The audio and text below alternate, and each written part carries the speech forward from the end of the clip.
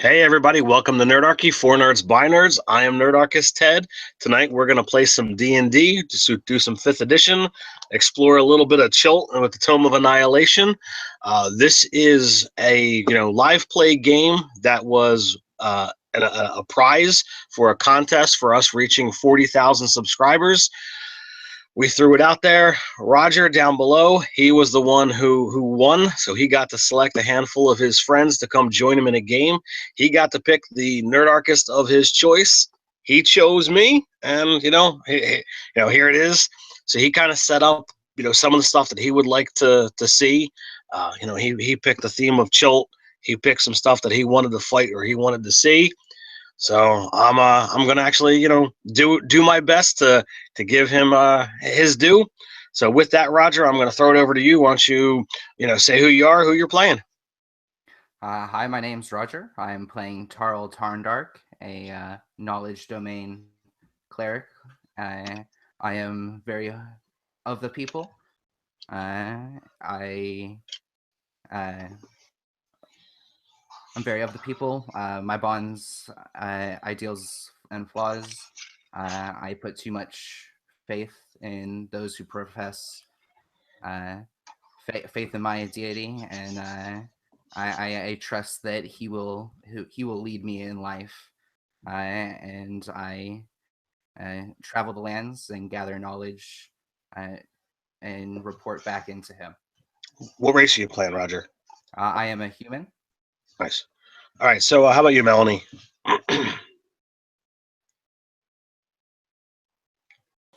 I am playing a druid wood elf named Marielle, and she is Circle of the Moon, so she spends a lot of time in the forest. Nature is her second language.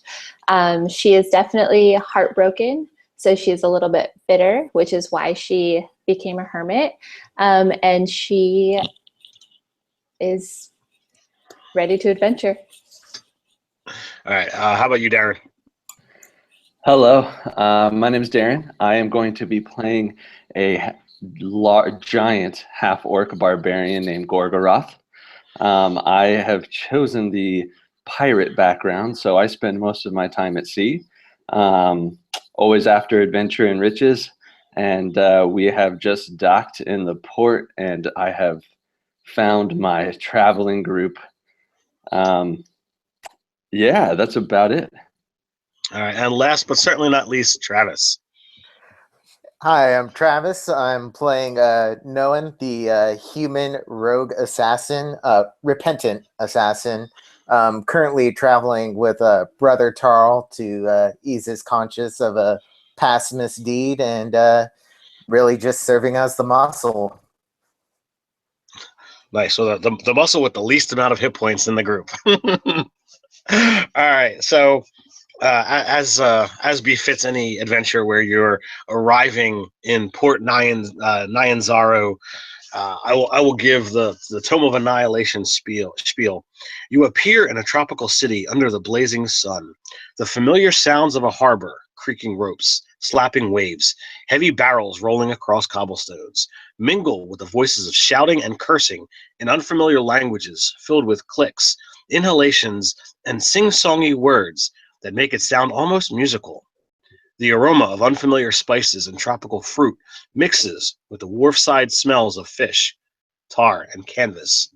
Beyond all of that, Port Nyanzaru is an explosion of color. Buildings are painted in bright shades of blue, green, orange, and salmon pink, or their walls are adorned with murals portraying giant reptiles and mythical heroes. Every building sports baskets and clay urns of colorful flowers, or is draped in leafy, flowery vines. Minstrels in bright-colored clothing adorned with feathers and shells perform on every street corner. Multicolored pennants and sun awnings flutter atop the city walls. A crowd of children dressed in feathered hats and capes race past you, squealing in delighted terror as a street performer, costumed as a big-toothed lizard, stomps and roars behind them. The whole city seems to be bustling, sweating, laughing, swearing, and singing. So with that, you get the explosion of color that is this port city, the lone bastion of civilization in this wild jungle of a place.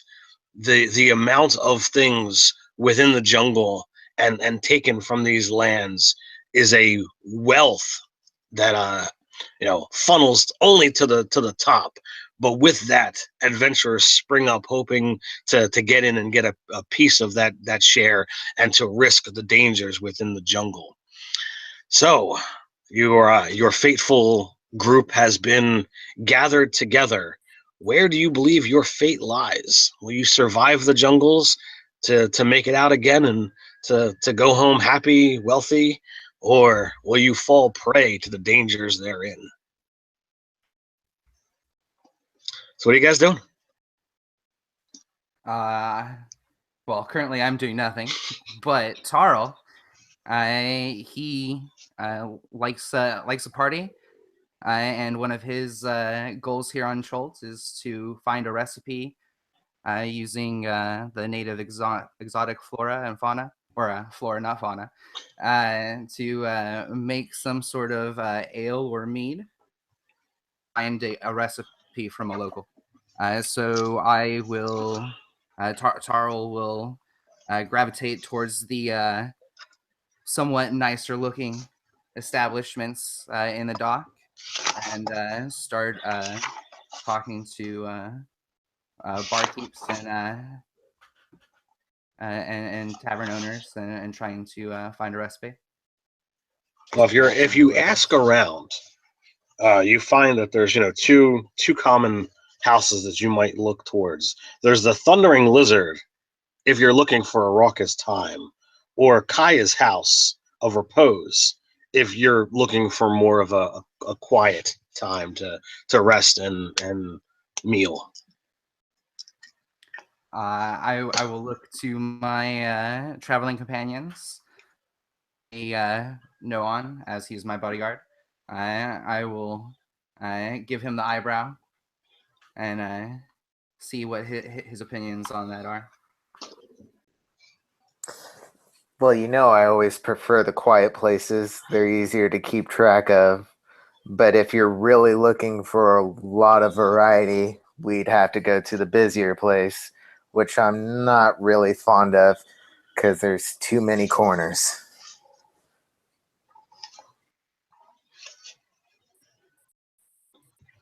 So what about the other two, Mariel and Gorgoroth? For a bodyguard, he's always timid. I think we should go to the busy place. I'm always up for adventure, and the busier the better. I'm about 4 pints deep, and I'm ready to roll. I look at my bodyguard traveling companion, and I say, "Sorry, once again, the group outweighs, and I believe we're going to the Thundering Lizard." The Thundering Lizard. It's okay. I could use a workout anyways.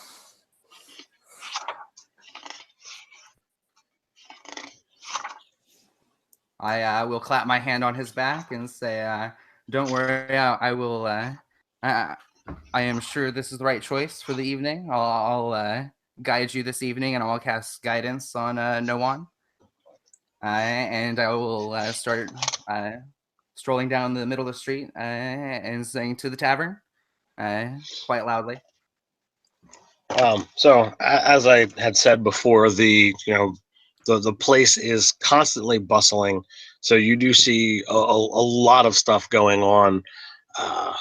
You are not a overly perceptive bunch, but you do see a couple characters that you probably want to stay on the other side of the street, as they might look like they are looking to pilfer a pocket, if you would.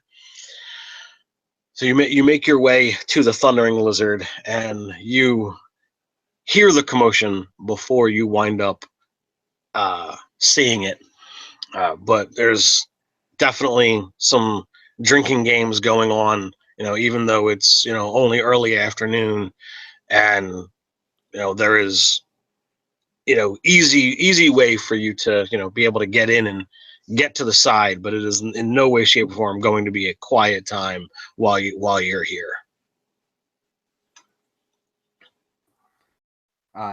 That's fine with Brother Tarl. I will use my heft, 5'9" 280, and I will try to make my way up to the bar. So what can we get you today? Is Hardy, he looks human. There might be some orc blood a couple of generations back, by how crooked his teeth are and the tint of his skin, or he could just be pretty darn ugly. You're not really sure. I will look at him and say, I will buy a round for me and my traveling companions. What local brew do you suggest? What is the local favorite? So we got something that's flowery. We got something that's earthy, and we got something that'll knock you in the next week. What are you looking for? I am a man of the people. I will go with something earthy. I think several of my companions have had too much of the strong stuff already. As I look at Gorgoroth, I So say, how much are 4 mugs? So he tells you like three silver per, not ridiculous for a good brew, and it's as it sounds. It's it's earthy. It's nice. Fills you up as you drink. I will say we will definitely take 4. And I will slide him extra 3 silver as a tip. Nice. So, as you return to the table with your beverages, a fairly thin man, is skating his way through the crowd, trying to get around all the ruckus that's going on, and he seems to be looking from table to table, from group to group, almost sizing each group up, and he eventually sees you guys, and like his if you guys spend any amount of time looking at him, he seems to take a little bit longer looking at you guys, as opposed to taking you all in as a group. He sizes you all up individually. He's in common brown robes with a knot rope around his midsection. You do not see any arms or any other kind of symbology on his person, but he eventually does approach your group. Greetings, travelers. Might I have a moment of your time? As soon as he started observing us from a close distance, relatively close to the table, I would have eventually noticed him. And I say, of course, brother. You look like one of the native people. Sit. Tell me your tale. And I pull out my prayer book, and I get ready to start to write his story down. Well, I am a priest of Abtu, and there's a sacred object within the jungles that my fellow priests and I used to venture to. Unfortunately, the manner of conveyance has not proven as safe as it once did. We used to ride on the giant flying lizards to this relic, but alas, the local beasts have not been kind to our order, and the as I said, the manner is not possible anymore. But we still wish to pay homage to the relic in the way that we can. Might I ask what your reasons for being in this fine city are? You do not appear natives. are you perhaps interested in going into the jungle? As Tarl looks up from angry flying lizard in his book, he says, "I am indeed looking to go into the jungle. I cannot speak for my companions, but I do wish to explore the fruits that the jungle offers."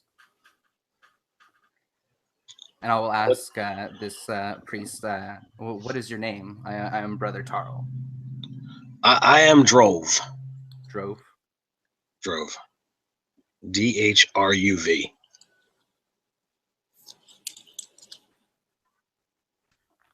And I will say, of course, I am willing to listen.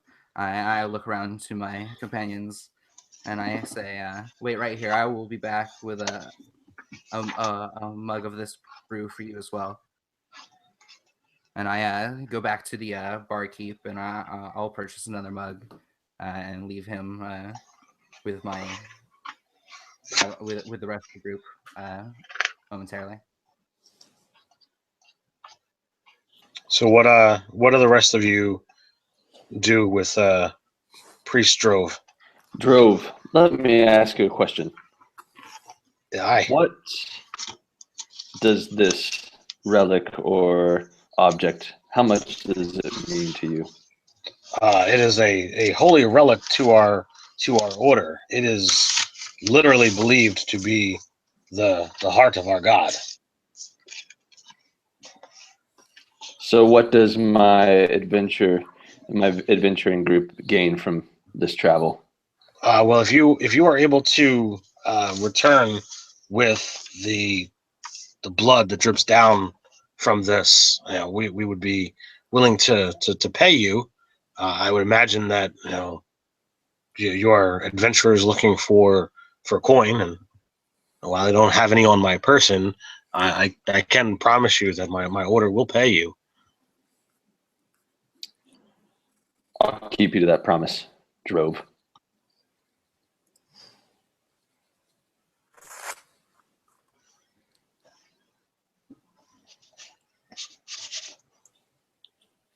Did you say something? I only heard the name Drove. I said I will keep you to that promise, Drove. Ah, okay. Sorry. Every once in a while, you kind of glitch, and I'm losing stuff. So Roger, while you're at the bar, you ask the bartender, and he certainly remembers your your immediate tip from your drink just a few minutes ago. So he is quick with the information that there is a there is an order here within the port that worships a long lost god, Ubtao, however you want to pronounce it. He doesn't really care much for how it's pronounced. It's not really his thing, but they claim that deep within the jungle there is a floating mass, an island, whatever you want to call it, that high above the jungle, and it's believed, he says scathingly, that it's their the heart of their long lost god, and it occasionally rains some kind of red liquid. They believe it's their they believe that this is the heart. They believe that it's his blood.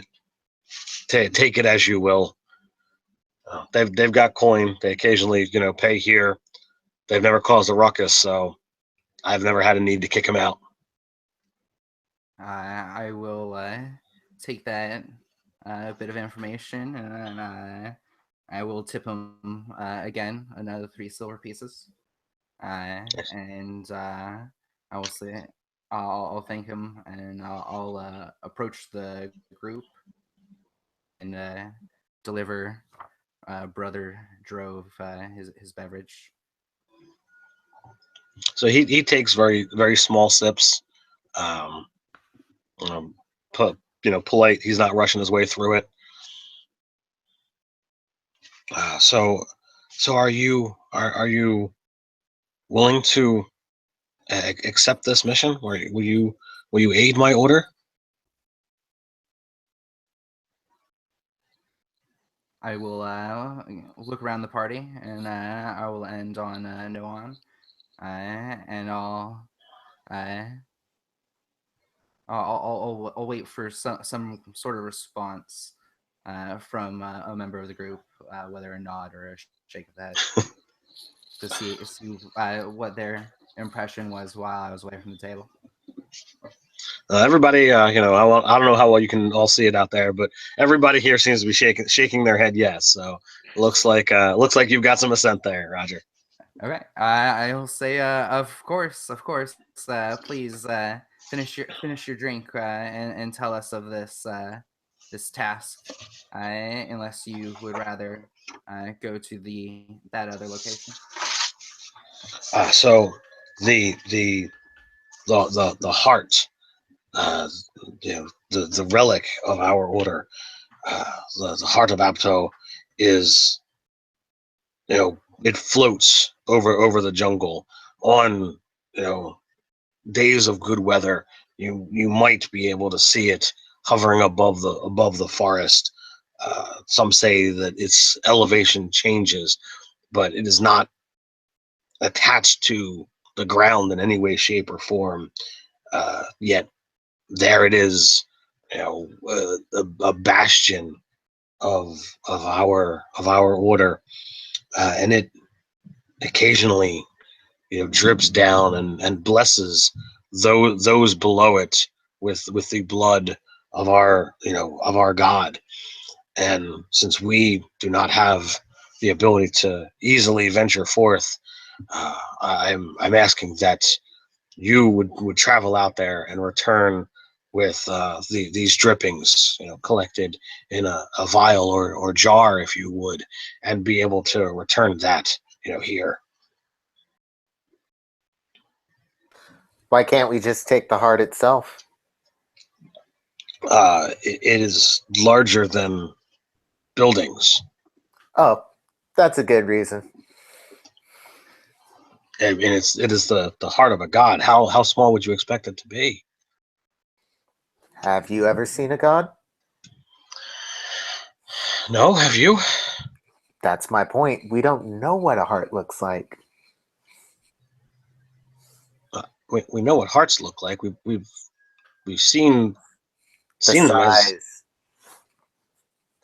I will say, Brother Charles says, we will see its size when we arrive. How far is this heart into the jungles? It will certainly be several days' travel south.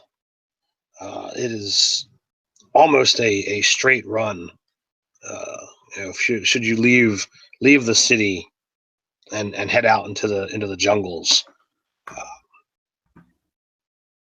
If you look around and ask around about a map, you can see that there's a handful of lakes that are about midpoint in the jungle itself, and he points right between the two of them that this is where it is believed to be.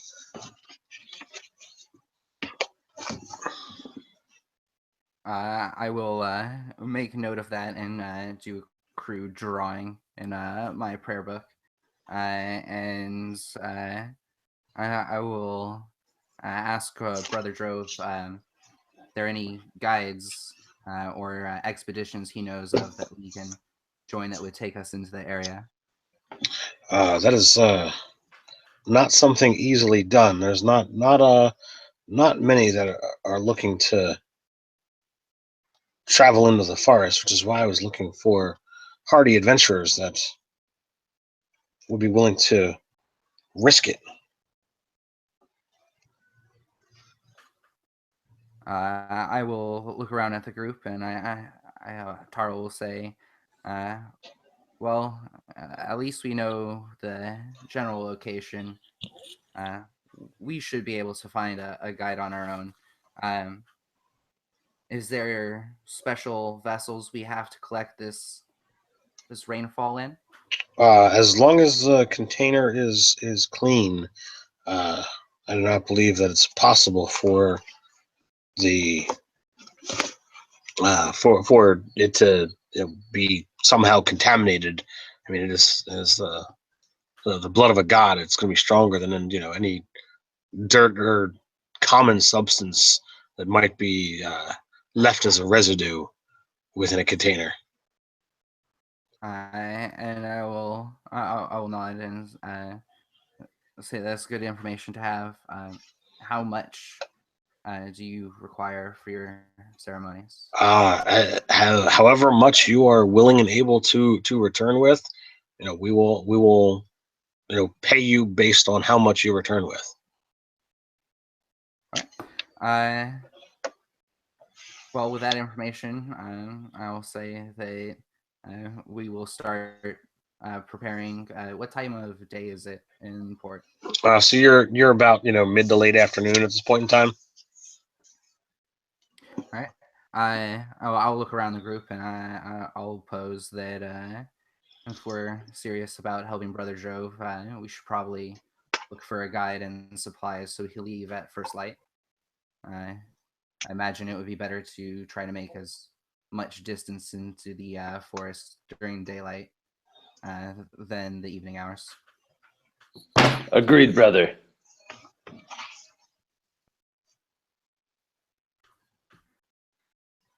I will look around and I'll say, great. I think we should divide what we need to do and get this all lined up for the morning. What would you, what tasks do you feel best suited to, Gorgoroth? Well, people don't like talking to me, so I'll leave that to you, but I can retrieve a vial or any container that's needed. And I can fetch supplies.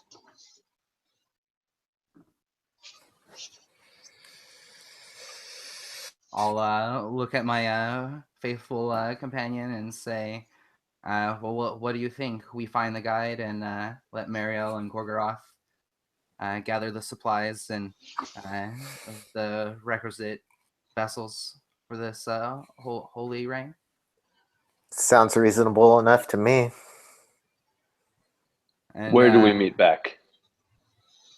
Let's just meet back here. Yeah, does the Thundering Lizard offer rooms? Or is it strictly a tavern and bar? No, there's definitely rooms available, and he gives you a good rate. All right.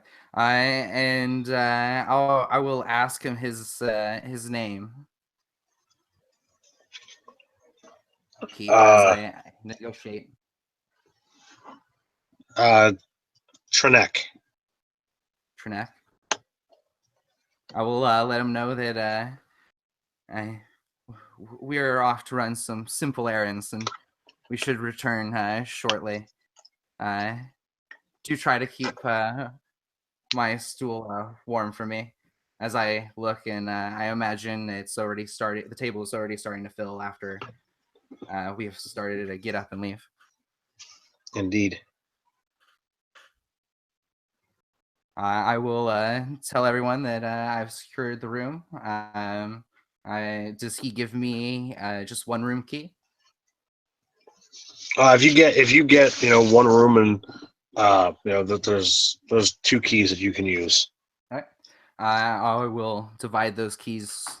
Give one to Marielle, and I will give my bodyguard the second. As I can't be bothered to keep that, keep track of that, and I will suggest that we depart and do our errands for the evening. Before we part, brother, and no one, what supplies do you request? I will. I do think we should come back with more than just a few vials. Sacred rain. Perhaps if you could acquire a few small casks or barrels, and then I can provide food and rations for our travels through the jungle.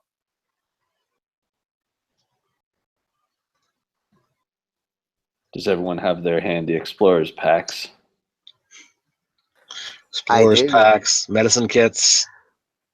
If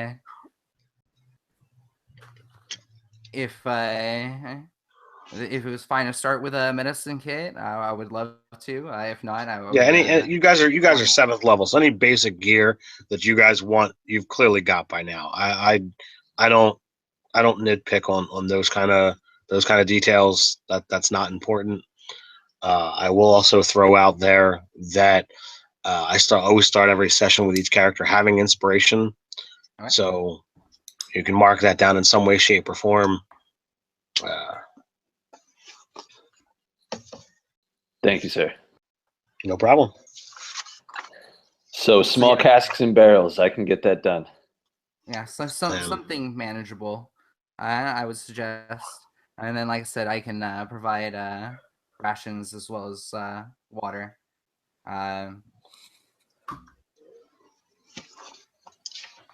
And then I think whatever other supplies you think we would need in the wilderness, you would know danger better than me, Gorgoroth.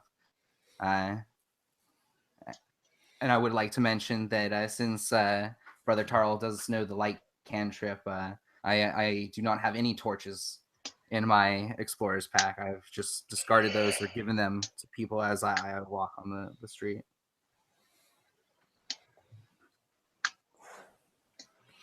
So, Roger, how strong are you wanting me to go off of the issues of traveling within Chult? Are you looking for playing Diablo on hard mode, or are you looking for a more fun adventure here? I think we should go for the difficulty. Okay. Yep.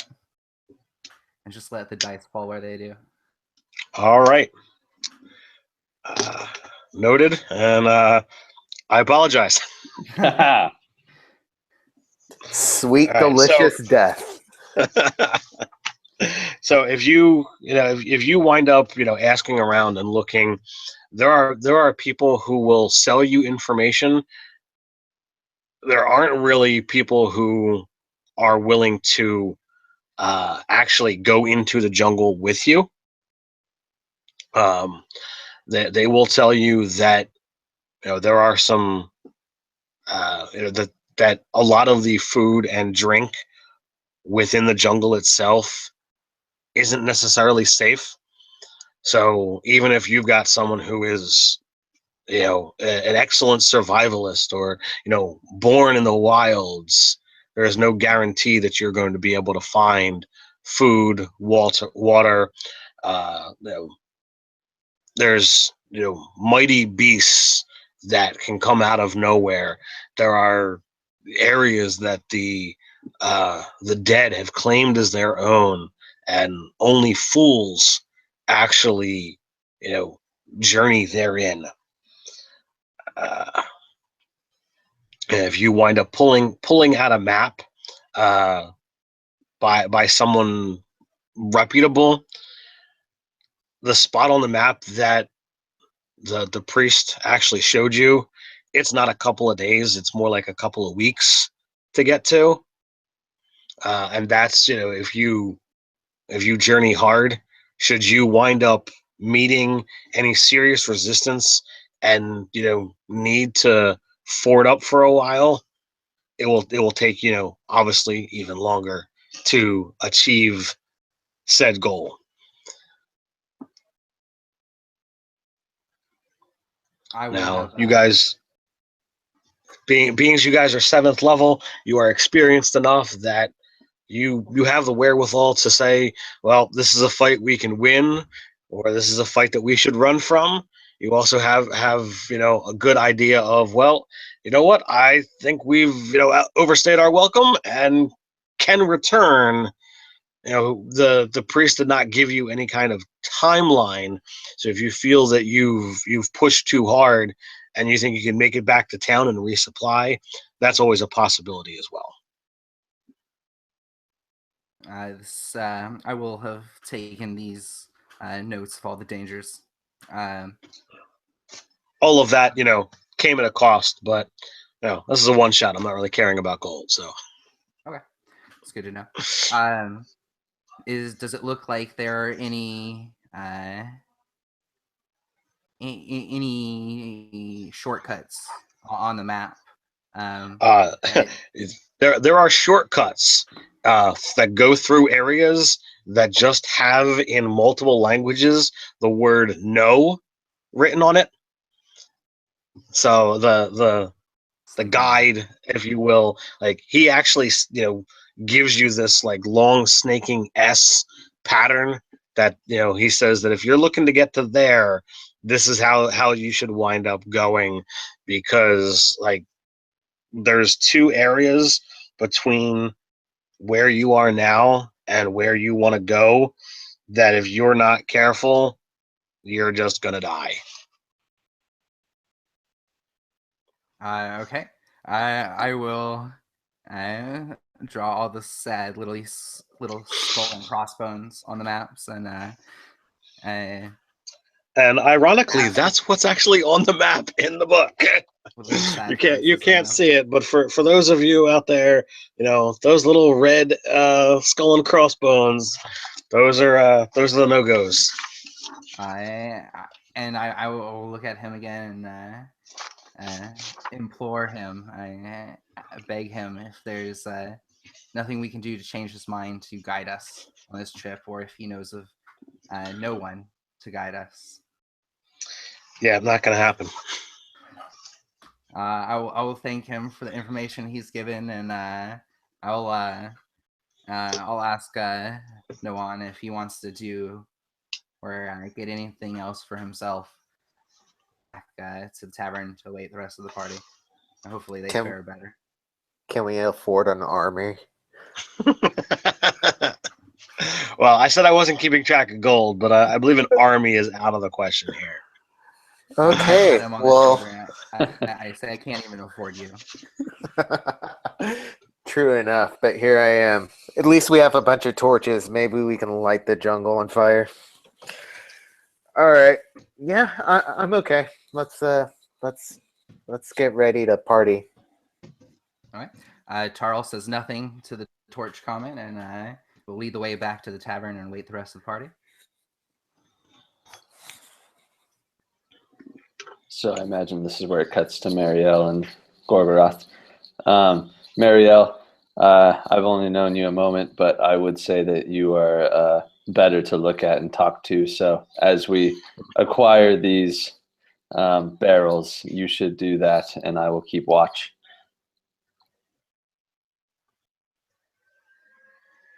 We're not getting anything from you. Is there a problem with the mic? Maybe, can you hear me? There you go. I was disconnected. Awesome. So I've spent a lot of time in trees and a lot less time with people, but I will do my best. I have faith. Well, let's roll. All right, so you guys are looking to just go acquire some casks or barrels. You're able to get them without a problem. There's some that suggest like, oh well, are you looking to fill them with water so that you can carry them out into the jungle, or are you looking for just empties? I think carrying them with water would probably be a good start. How do you feel? That shouldn't be a problem. Yes. The pirate would probably want to fill it with ale, but that would contaminate the substance. Understandable. Unfortunately. All right. So, is there anything else that you guys wanted to actually get accomplished? No, I am back in the tavern, waiting the rest of the party. I've just let Noan kind of go off and set up to his usual posts. I assume he knows best. Enjoying the port before going on adventuring. As I don't really want to carry these casker barrels by hand, I will be looking for some sort of strapping device to load it on my back. That they definitely exist. You could either get strapped packs or get the straps around the barrels so that the barrels are literally straight to your back. It's completely up to you how you want to do it, sir. That's how I'll do it. I will take my my battle axe off and carry that, and I'll strap the barrel to the back. No problems with that.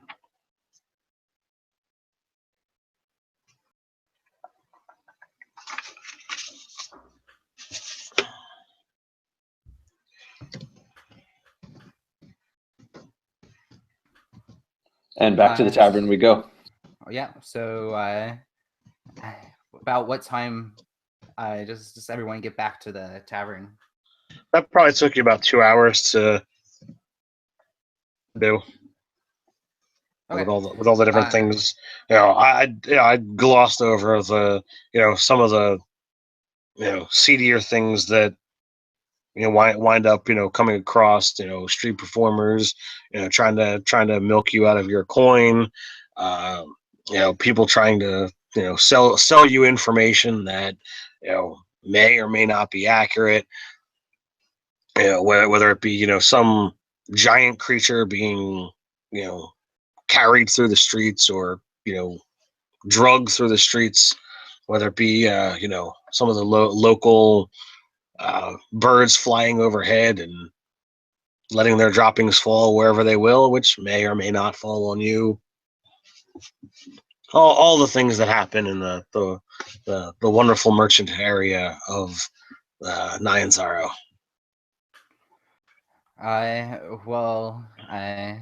Enjoying all of that. I am resting and relaxing at the tavern. Whenever the party arrives, I do suggest that we have a relatively early evening, so we can leave at first light. And then I will actually just kind of chat with the locals here in the tavern, and then I will be the first to retire for the evening. All right. So when the fists start flying, do you retire early or do you join in? I will try to make it to the bar for one last a mug of ale, and head upstairs. Is that a dexterity saving throw? No, it was just a die roll. You opted to stay in the tavern, so you definitely get a couple of punches before you make your way out of there. I'm going to guess that Gorgoroth wound up staying for some of the festivities. I started off just protecting him, but then the fighting in me just took over, and I just stuck around. And the elf shakes her head. All right, so morning light pours through the windows, and I assume you guys were ready and waiting to get up and move at first light. For those who partied a little bit hard, it's a little bit harder to get up and get moving, but the light is insistent, and we don't have the ability to just pull down the curtains or to easily put the blankets over our head like we do in the real world. So you guys are go ahead. I was actually going to say Brother Tarl would have been up at first light, and he actually I would like to cast divination as a ritual as I pray to Agma in the morning. Okay. And please remind me about what that spell is. So my magic and offering of incense and appropriate offering for my religion, which I have incense, and I will offer up my notes from the previous day. It puts me in contact with a god or god's servants, and I ask a simple question concerning a specific goal, event, or activity Okay. within the next 7 days. Okay. And then the reply is a short phrase or cryptic or rhyme or whichever you choose. Okay. So what is your question? I will ask about the weather and traveling conditions for the first leg of our journey, and whether or not they're going to be favorable or if we should expect trouble. For weather, it look weather and traveling conditions. The sky seems fair as it should be. Is your reply? All right. I will stand up, dust off my scale armor, and say, "Great!" Grab my quarterstaff and eagerly head out to meet the party. All right. So you guys have got all of the rations and water that you can carry, knowing that you've got about 2 weeks journey to the destination, and clearly at least 2 weeks back. It's going to be pretty rough. Do you have any magical means of procuring food or drink? I do have purify food and water prepared, as well as create food and water. Okay. Those things are definitely going to be maybe not of necessity, but of great help. So keeping those things as options will definitely aid you. As you begin setting out, you have chosen the mighty half orc as your navigator. You have to determine what kind of pace are you looking to set. Are you looking for a hurried pace to try and get there more quickly, shave some time off, or are you looking to travel slow and steady like the turtle does? I would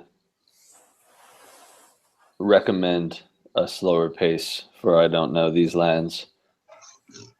But I'm willing to travel at the speed that you'd like, Brother Tarl. I will defer to Gorgoroth and let him set the pace. I'm assuming you got 2 barrels, right?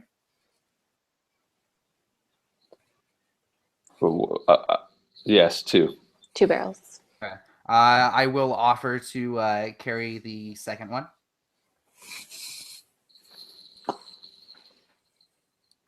I will get myself strapped on up, and I will say, hopefully that lightens your load. Lead the way. Feels good. All right.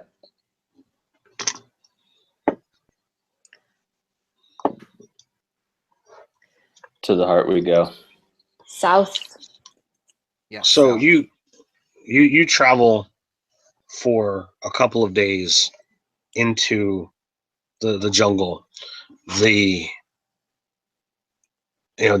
sounds of the city, long since have left. In this uneven, constantly changing terrain. There's lakes, there's dense jungles, there's the swamps. That definitely hills to climb. There's not so much in the way of mountains in the direction that you guys are going, but it definitely pushes and changes you. And a slight misstep could easily change your orientation with you know, with your destination. Now, you guys have the added advantage that once you actually see this, flying whatever it is, you should be able to orient on it without a problem. But you need to travel for many days before it's going to really come within sight. Um, no one that you talk to says that they've ever seen this, heart of Opto from the port city. That could very well have just been, someone being hopeful, or someone trying to just give you a little bit of more of a push in, oh, this mission's not so bad.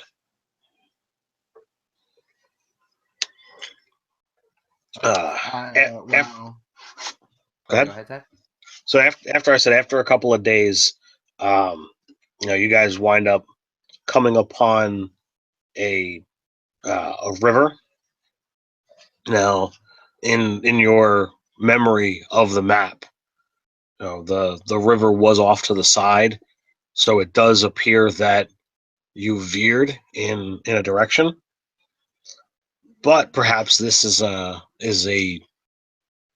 fortunate turn if you were to either find or craft some way to ride the river. It could actually move you faster than being on foot. So as we approach the river and the bank, I will I eagerly drop or not drop, but gently place the barrel down, and say that I think this is a good a spot for any to take a short break. And I immediately start looking around, not for tracks or any sign like that, but just the local fauna, flora that is in the area. And, Well, it's a pretty decent sized river, so there's going to be fish and other marine life that are swimming about. But you're not gonna see your wolf or your bear, coming down to the river to grab a drink. Yeah, sorry. I keep saying fauna. I meant flora, so like any flowers or like herbs or anything growing along the riverbank. Oh, there's this. It is a densely populated flora in this entire land. Brightly colored flowers, trees that you've never seen before. Kind of show up pretty much around every bend. Every time the terrain changes, you're getting a whole new view, or a whole new series of plant life that you have not encountered before. Too much to even get into or name. You could sit there and catalog as you journey, like, oh, I encountered this, and a brief description here, and I can encounter this, and brief description there. That is certainly something that you have the capacity to do. Is there anything reed-like growing in our general area along the water? Something that I think I would be able to be crafted into a raft or some sort of primitive boat. Yes, you could certainly do something along those lines. In fact, as a knowledge cleric, you have channel divinity that you could gain proficiency in tool use, so you could actually craft something like that, right here, just using that ability. Yeah, so if there's any reed-like plants in our general area, I will offer that up as a suggestion to the group. We'll eagerly start to collect some.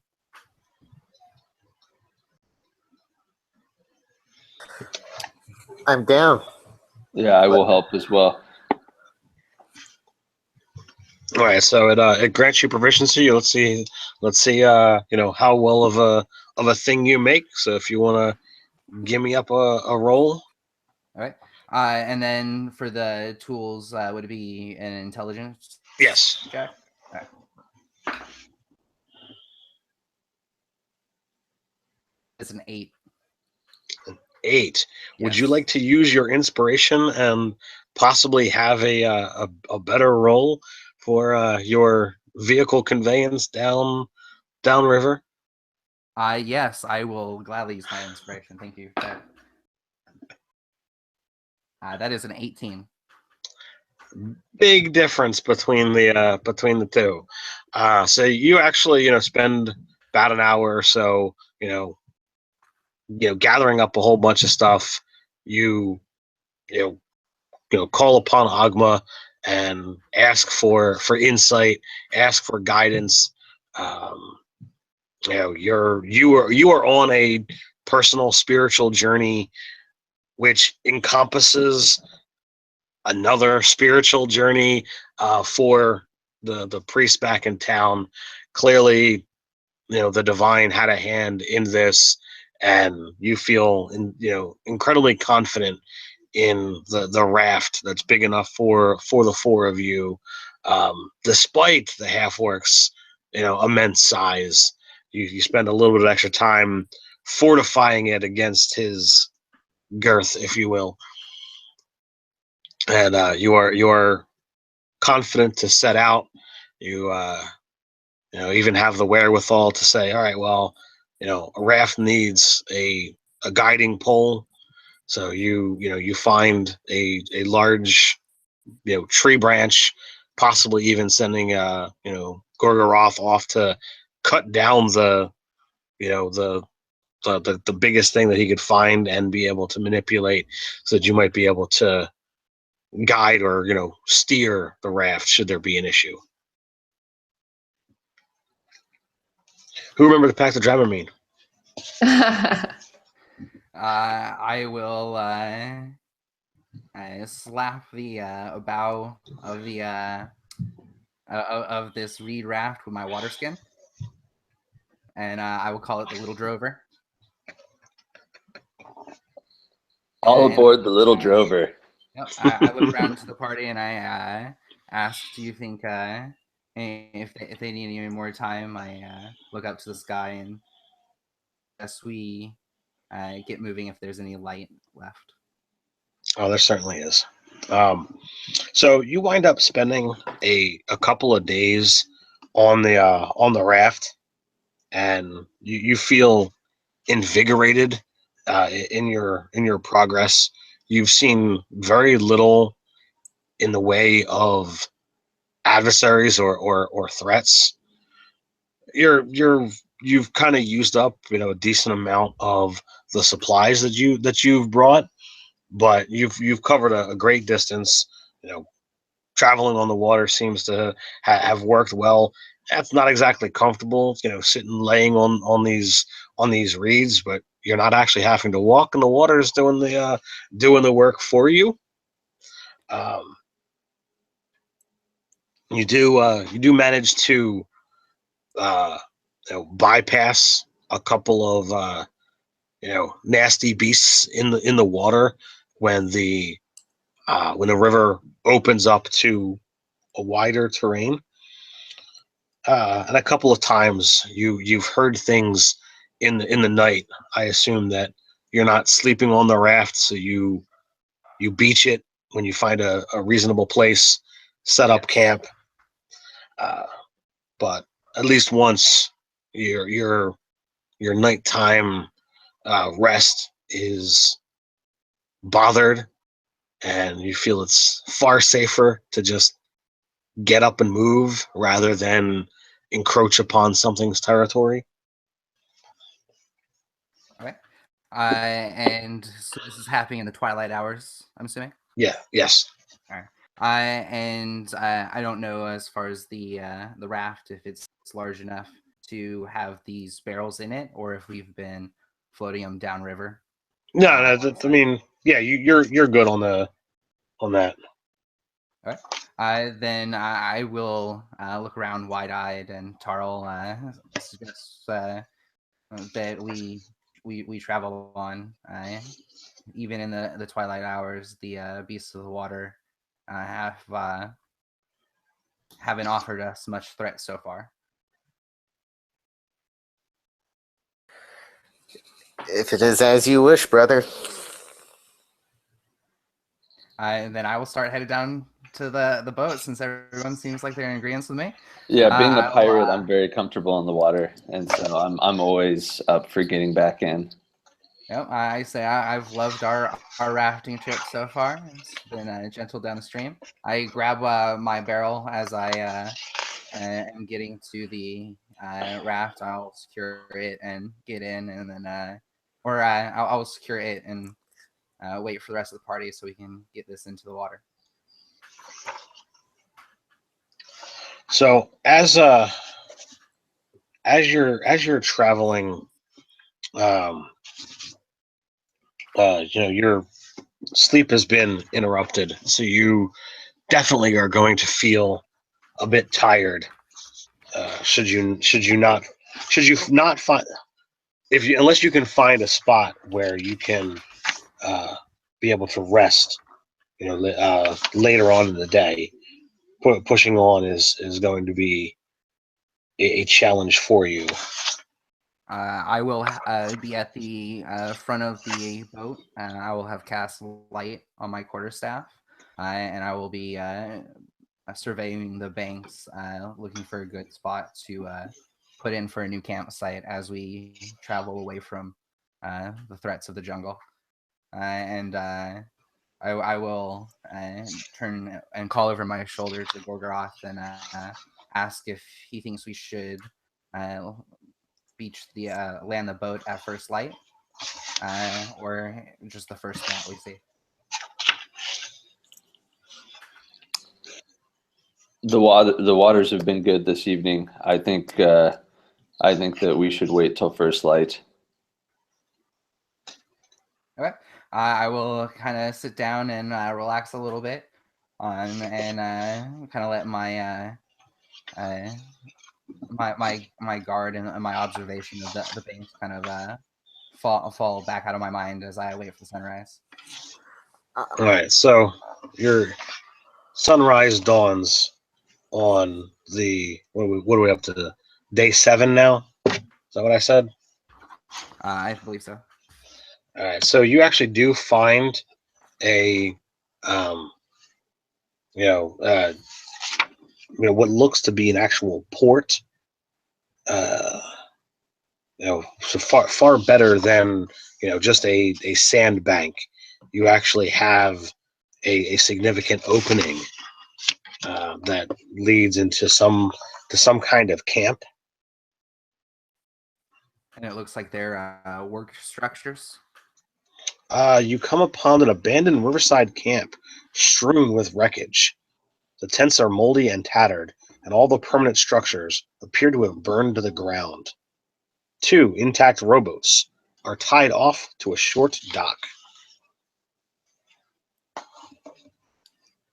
The north of the camp is a ridge built into which is an 80-foot tall stone statue carved to look like a man with a crocodile on his back.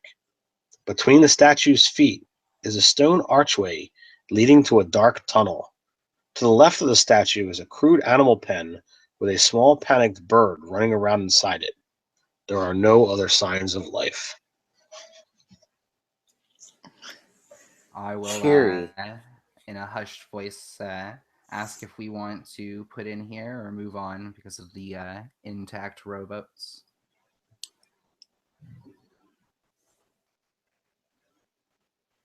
How visible is the dark tunnel and the bird in the pen? Pretty visible. The tunnel is between the statue's feet. Right.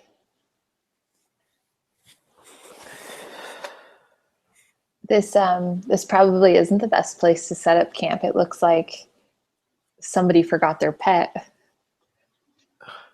Huh. On the other hand, with everything looking like it got attacked, I don't know, a little bit ago, I don't think anybody would be back to attack it again. So that makes it somewhat safe. Yeah. Looks safe enough for me. So as we're docking, I would like to look over the other two rowboats to see if they are have been used recently, or if they're derelict like the rest of the place. So what skill do you think would be appropriate to let you know how intact the boats are, or whether they've been used? Brother Tarl would actually just be approaching the boats to see if there's any belongings, any oars or like poles in there, to see if they were like stocked boats. Just be paying attention with a perception check to what is actually in the rowboat. Okay. All right. Well, there's actually nothing in the boats, short of the one paddle per boat. Okay. I'll look and I'll say, well, I don't think I don't think these boats would be here if there wasn't a lot of activity in the area. I'll look to my bodyguard and I'll ask if he thinks we should check out the area. Definitely, we should look around, especially over where most of the destruction is, find out exactly what happened here. And who knows, maybe while we're checking out, the owners of these rowboats will show up and we can deal with them. I will say, by all means, lead the way. No on. All right, I'm going to go over to the closest burnt down, or rather scorched building and start looking at the damage done, trying to see what would have caused it, if there's any markings on the wall from like weapon damage, stuff like that.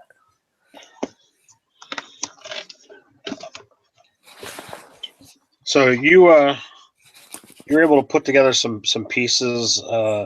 The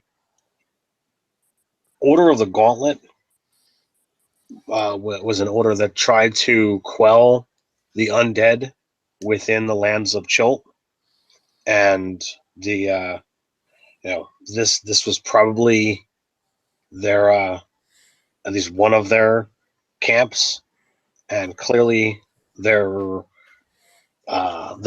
pride, their ego, led to their downfall. They did not put up any actual defenses. They thought their physical might would be enough to drive things off, and now there is nothing to remain of them. So I am I pretty sure that the undead caused this damage? Yeah. I'm not very confident in this place anymore. The undead don't work by human rules.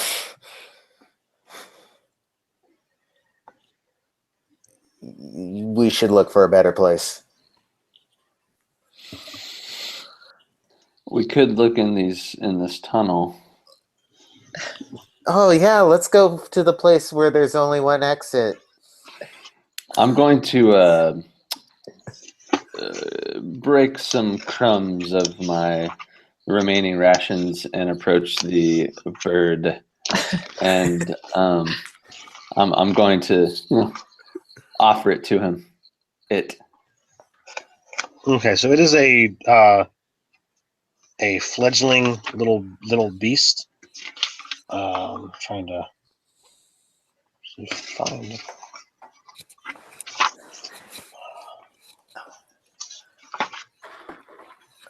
So you're looking to befriend it, or you're just looking to feed it? No, I'm looking to befriend it. Yeah, it seems as if it is not enjoying itself. So a little food, a little love. All right, so you offer it a little bit of rations. It calms down enough and kind of comes over to you.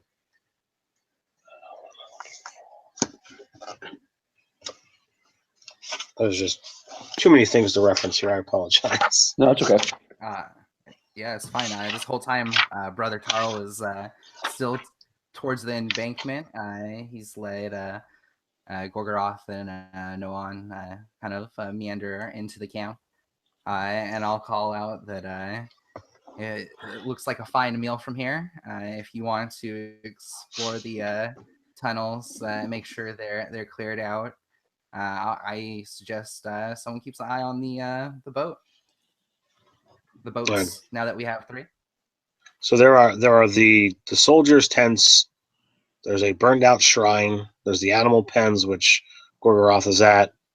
There's an area for latrines, and then of course there is the large statue with the dark tunnel within that's built into the hillside that's there. So Gorgoroth is at the animal pens. Where is everybody else going? I will offer to stay with our awesome raft and barrels.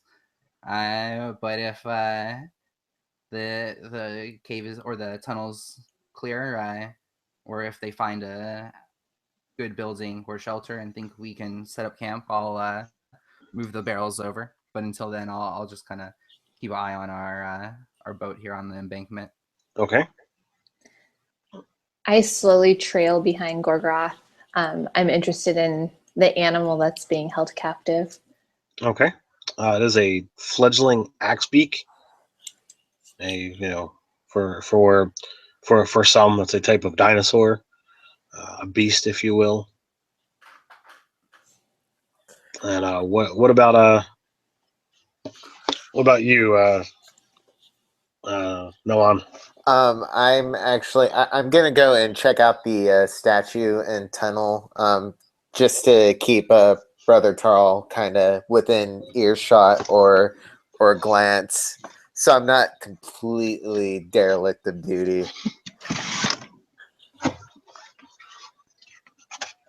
but still curious. Okay.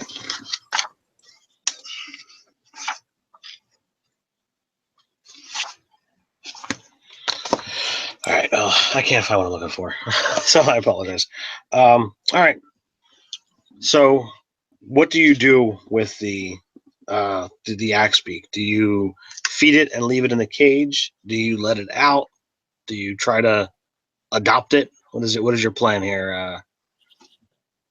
So does this? Does it? It definitely doesn't seem like something that would be domesticated and being kept there. There's a lot of dinosaurs in Chult have been tried to domesticate them. They've turned many into racers. Some use them as mounts.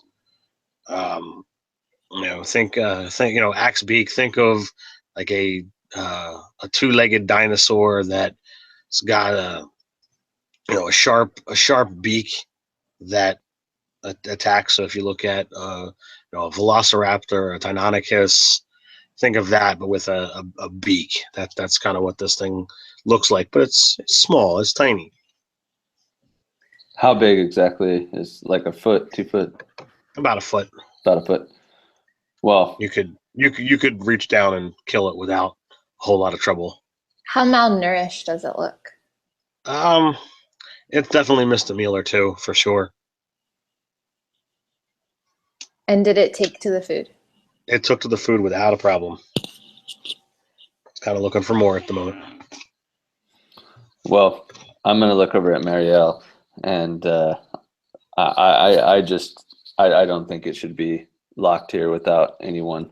It doesn't seem like the staying group is going to be returning anytime soon. So we should do our part. Let it out. I don't think anyone or anything should be held captive. Nice. So do you just tear down the gate or rip open the fence for it? Well, I think slowly I'll open the gate to see how it reacts to the door opening. And I'm actually, just in case, going to grip my battle axe as she does it. Well, it kind of looks with a cocked head, back and forth between the two of you. You know, you're not silent when you're pulling out a weapon and gripping it tightly. Things squeak and strain with leather. The hinges are not exactly quiet, so the sounds are definitely drawing its attention. Back and forth. When it acknowledges that the gate is open and you're not really obstructing its path, it streaks off with a faint little cry, and it heads right off into the woods. And as it cries yet again, you hear in a much deeper and louder tone repeat the same kind of thing as you hear larger creatures moving towards the little one, and then eventually the sounds go head off in the opposite direction from you guys. I feel good about that. Gorgoroth and Nolan, you guys also hear rustling off in the woods to the opposite side. When the when the larger axe beak roars in response to the little one. But again, it's a sound of something leaving, not something coming in.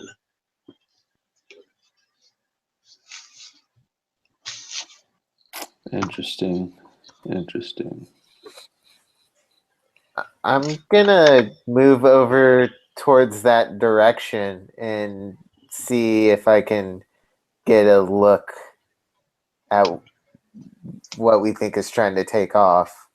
Did it sound like an animal, or did we hear like a cry, or just like the sound of movement through the brush? Movement through the brush. Okay, yeah, I'm gonna go and kind of creep into the brush, do my little rogue blend in thing, and kind of go after it a little bit. Do you want to give me an investigate? Yeah, I'll throw an investigation in for sure. Wow, that was that's gonna be 16. All right, so this there was clearly a group of small humanoids that had you guys under observation. Okay, I'm gonna go back to the group. If they're together, if not, I'm gonna go over to Brother Tarl, and I'm just gonna be like, I don't like this place at all. We were just being watched just now. There's sign everywhere. We should move on. Brother Tarl will say, well, we could have at least had dinner from here. And we'll wave up towards the animal pen where Marielle and Gorgoroth are, and call out, are we staying or are we going? So I am, as me and Noan are still there on the bank by our the three robos now. Yeah, I think going is a good idea now. I mean, sorry. If it comes down to it, I mean, we can sleep. We can sleep 2 people each. 2 people manning the boat and keeping an eye out. 2 people catching some rest. That way we can try to avoid the whole exhaustion setting in. Can the elf sleep on a boat? The elf can sleep anywhere. Okay. And I've slept most of my days on a boat, so I'm never worried about you. Elves don't sleep anyway. Right. So I think we're gonna be sleeping in the boat. I'll take first watch on that. And I'll nudge Noah on, and I'll head towards the boat and start putting it into the water. And then I'll ask, do we take one of these rowboats here? I say we Yeah. take them both. It would offer more room to sleep. Yeah, exactly. If you rope this to the back, I can just Mhm. sleep while we travel. The pirate always Yeah. knows how to make a comfortable situation on the water. And Brother Tarl, we only take one boat just in case there is still someone here and they need the other. Always looking out for the unknown, brother. So no one, as you approach the back to the raft, you actually kick over some dirt, and there you actually find a map, and it's a map of the area, here in Chult. And if you clean off the map and examine it, it shows you where the camp is that you guys are. And if you compare that to where you were being led to before, you guys are way off the course that you were planning to go. But if you're able to brave this sea voyage longer, it'll actually land you into the one basin. And then if you get across that entire lake, you're practically at the heart that you guys are looking at. And it'll still be like 2 or 3 days travel once you get off the water, but it's far easier than actually going by land, because you'll actually have avoided both of the areas that the undead have claimed as theirs. I'm sorry, go ahead. I was just gonna say I was gonna relay that information to the rest of the party, just so everybody knows, if that wasn't, since I'm the one reading the map. So let's see how well I can do this. So you guys have been snaking down this river here, and this is where you guys are. And there's this big lake here, and your goal is here. Is that clear to you guys? Can you see that at all? Yeah. So since you've got a sailor, and rivers don't change, so therefore there's no actually getting lost, might actually be a safer way to go, depending upon what kind of water journey you might encounter. Sadly, this part is one way, because the water flows in. You're not going to be able to take the river back up to the port. I will ask our navigator, Gorgoroth, how long he thinks this travel by water would take us. Well, we've been traveling for, was it 7 days now? 7. Yes, sir. 7 days. I think we've probably traveled a good, because the river wasn't like a raging river. We were kind of just coasting. You were still traveling faster than you would had you been doing by foot. So I would say that we've probably saved a good 3-4 days, especially with the thickness of the foliage. Yes. I would imagine going back around the lake and up the same way we came would take easily a couple of weeks on foot. All right. I think that since it's going to take so long, that we head out now and put off finding camp till the end of night, and I will offer to pilot the boat now, since I think it would be easier in daylight hours for me, seeing as I'm not a sailor. And I will offer Gorgoroth the first rest. And I will happily take it. I'll stay awake too. Marielle, you're with me. I'm chanting. Trancing. And I would like to take a moment and grab my my scroll case with my holy symbol at my waist and I cast guidance on myself. And just kind of psych myself up. Look at the ore and say, "You got this, brother Tarl."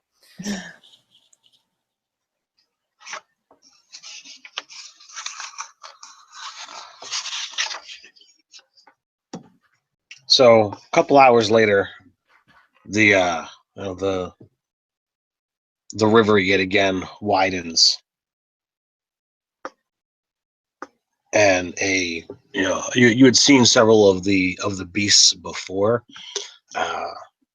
as you navigated, but these guys kind of spring up from underneath and begin attacking the boat, Okay. and of course you guys as well. Well, after the first hour of nothing happening, I would not have cast guidance on myself again. So I don't have that.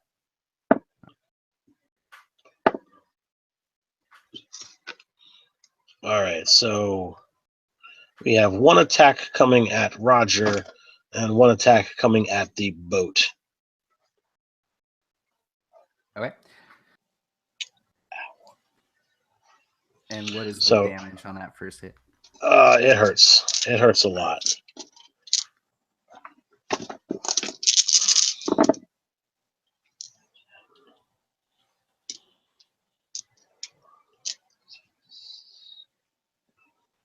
$26 damage as this thing, kind of, comes up and bites at your ankle, at your leg, and it looks like it's trying to attack rip your leg off or rip you under the water. The other one kind of came up to try and get the boat, but you guys managed to steer away. It did kind of orient the boat directly into the other one's maw, but you did save the boat from this other one that was attacking. If you guys would like to roll initiative.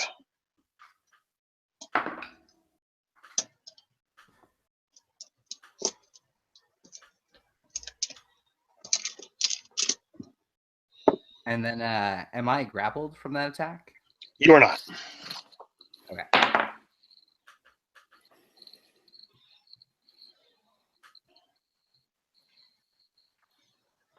All right, so so Travis is up.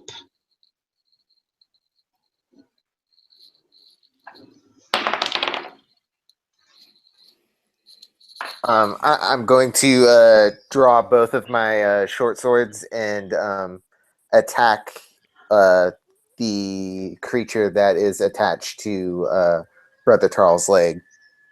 It's not attached, but it's definitely there within striking distance. So okay, I didn't know if it bit and release or was still like biting on. He is not grappled. He didn't manage to get pulled under. Crit 20.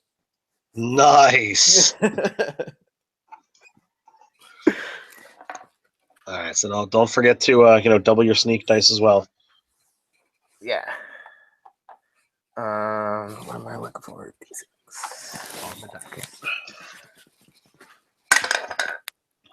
Okay, so 10. What? 10 damage. On a crit? Oh. You have an ally within 5 feet. So my bad. Gotcha.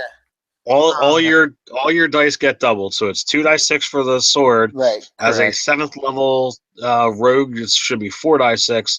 So right. Yeah, sorry. I wasn't thinking about the sneak attack. Well, you need to be. This is Chult. It's not going to be nice to you. No, I understand. So, okay, 3, 6, 8.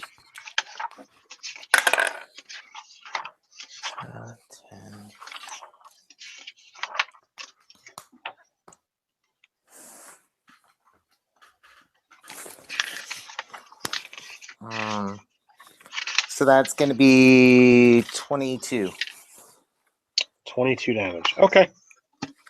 I'm a little depressed. I expected more out of a rogue assassin's crit. I had terrible damage rolls. One tier. All right, so Roger and Melanie, you guys want to figure out who's going? I who's would going first? Roger. say no, Marielle, because I'd be stunned from the attack. All right, Marielle, what you doing? Awesome. So where is this fun friend? They are both in the water, right at the edge of the boat. Okay. And we're in the back boat. Hooked up. Okay. Correct? Okay, perfect. So I am going to Roger, you're stunned. No, I'm just saying you would go first in initiative. Oh, got it. Got it. Just flavor, no mechanics. Beautiful. So I am going to climb over to Roger and I'll cast Healing Word on him.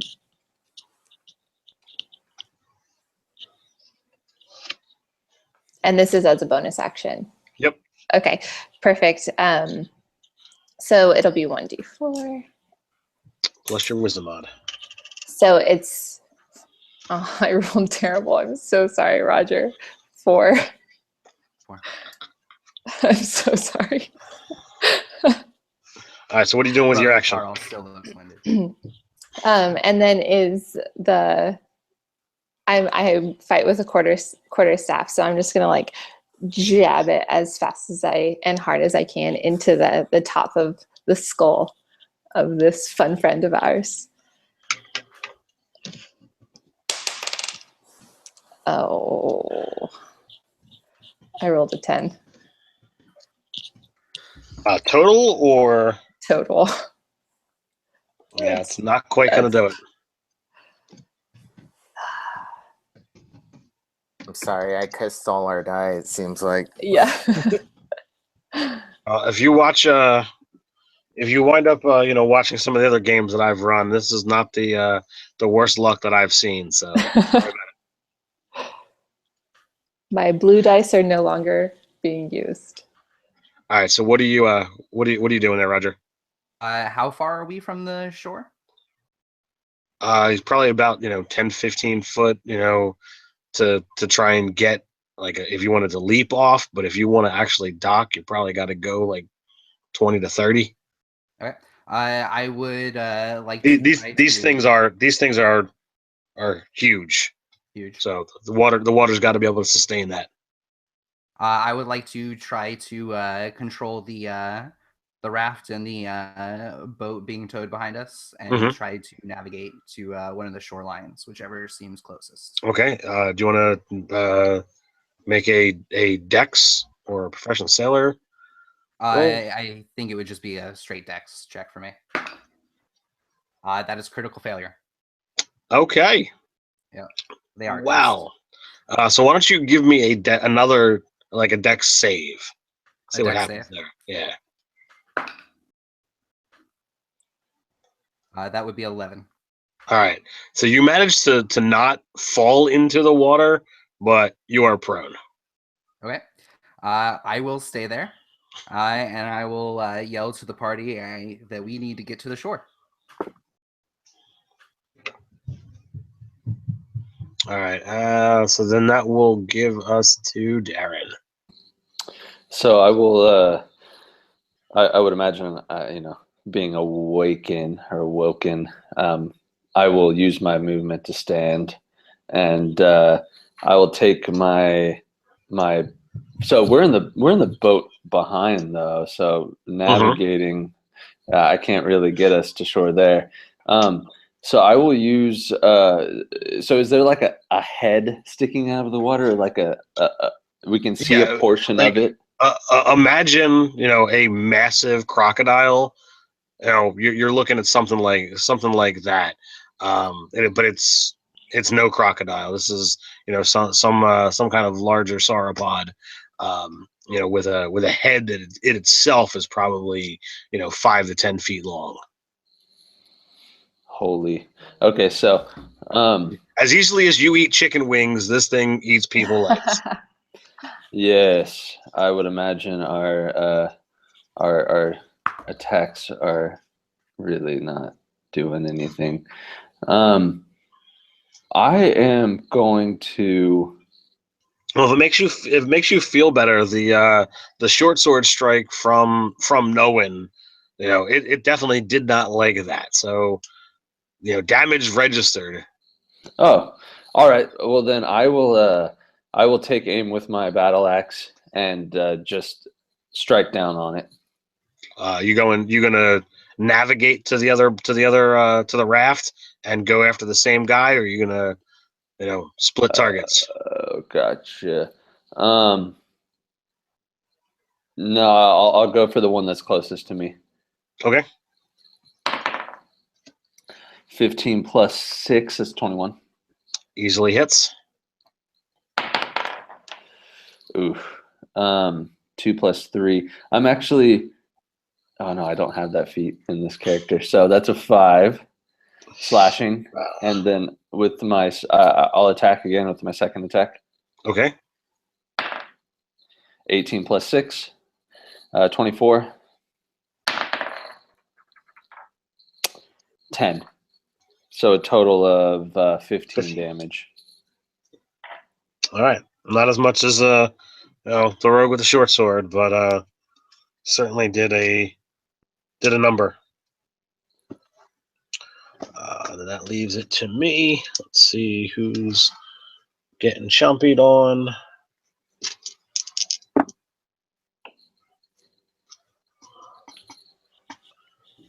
So they did not like what's been happening. So one is actually going to go after the elf. The other one is going after the half-orc.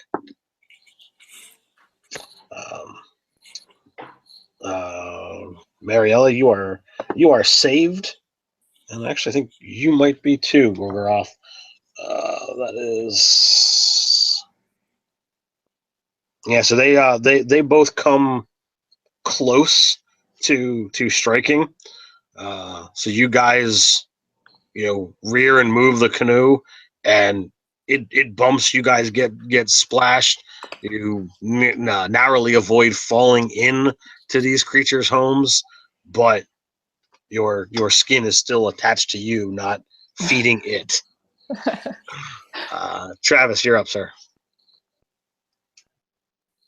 Your mic, Travis. Got it. With the creatures distracted, I'm going to actually grab an oar and begin moving the front raft towards the bank. And while driving a raft, can I use my bonus dash action? Absolutely. Yeah. I would like to use my dash action to move us further along, because I'm sure towing something would reduce the speed. Mm-hmm. Yeah. All right, so you guys managed to get another 10 feet closer to the bank. All right, so you were saying, Roger, that Melanie is going before you? Yes. All right, so Mariella, you're up. And you're Mike. Yeah. So when we were pulled forward by Noan, did it leave any distance between us and our not so furry friends? Do you? Well, they're not furry at all. They're scaly. Do you need, or do you want there to have been more space? Oh, I'm just trying to see how much space I have. They're trying to keep up with you. Battle is, unfortunately, combat in D&D, it doesn't represent the fluidity of the way real combat would work. Like everybody is like, I'm stuck in this little 5-foot square, but that's never how things go. So like you guys pull ahead, the things try to keep up. If you're trying to do something that space between you would be of advantage, you've got it. If you want to swing at them, you've got it.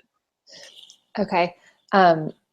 So I'm going to grab an oar and I'm going to as fast as I can, try to get us to shore. Okay.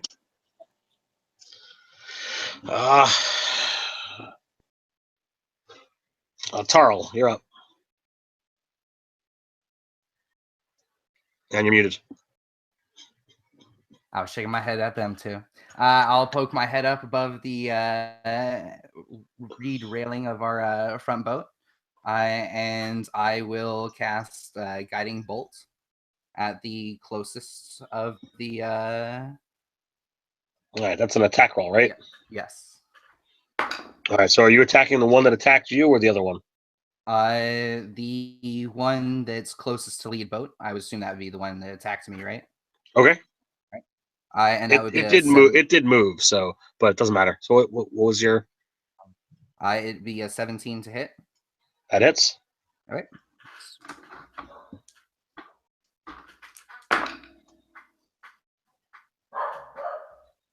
That's 17 damage with 4d6. Wow, nice.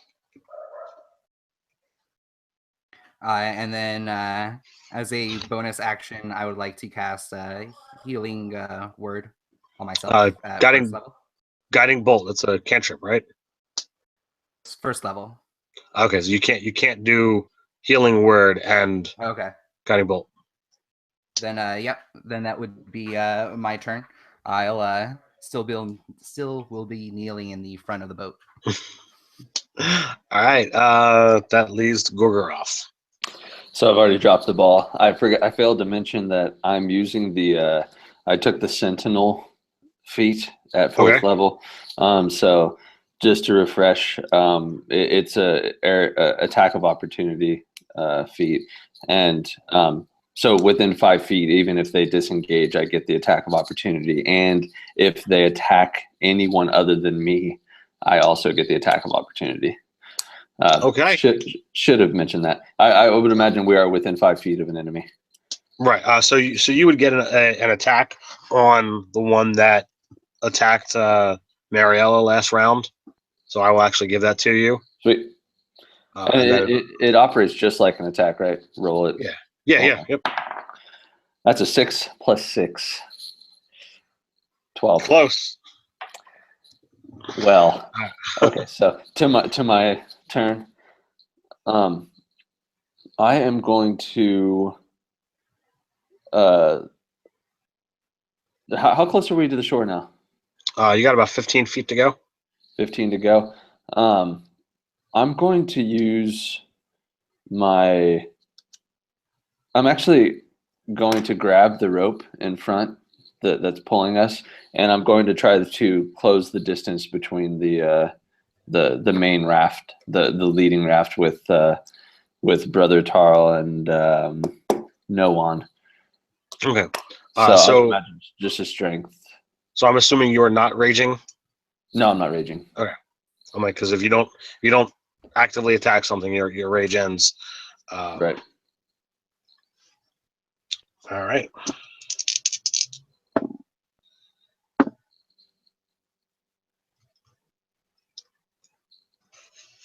All right. So as the boat pulls away, the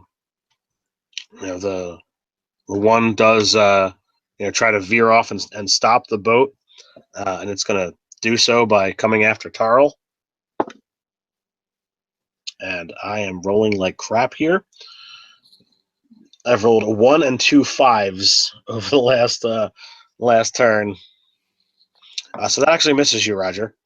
The other one is going after the elf, because supposedly elves taste good. And that die actually liked it, so we're gonna see how much elf is on the menu.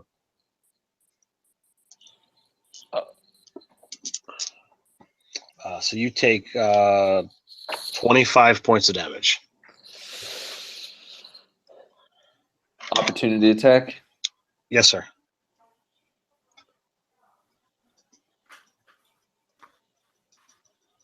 $18 and 6, 24. That hits. These guys are incredibly simple to hit. Cool. 7 plus 3, so 10 damage. All right, and Travis, you're up. Or should I say no one? I am going to keep us moving towards the shore here. Again, another movement plus a dash. All right, so you can get the lead raft to shore with that. Right. I'm down to get it there. It's directly to shore. And then, I'm assuming that'll take up most of my movement speed. So, and that's my bonus action. So there goes. Okay. That's my turn. All right, that's Mariella. Awesome. I'm going to cast Cure Wounds on myself, which is a D8 plus my spell casting. Said I wasn't going to use blue. And so that puts me at, that gives me 4. I literally rolled a 1. Again? Wow. Okay, then. Yeah. Carl, you're up. I will use Mass Healing Word at level 3. And as a bonus action, target the party and heal up 1d4 plus 3.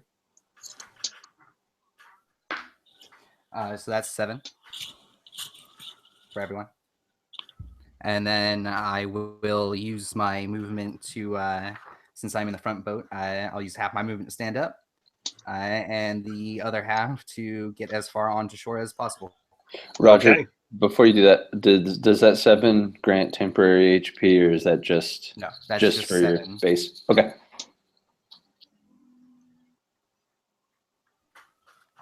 All right, Darren, you're up. Gorgoroth. So the first boat is hitting land. Yes. So you either can attack, or you can get your boat, to dock or to stand as well. I'm going to do the latter and maneuver towards land. Okay. So then, now that you are on land, Melanie, do you wish to use your movement and get off the boat as well? Yes. Yeah, because I'm apparently the tasty snack. So True enough. So with a bit of a roar and a growl, the creatures, having lost their meal, they slink off into the depths of the waters, and within 15 seconds, there's the tide of the water washes away any of the notice of where these creatures could have gone.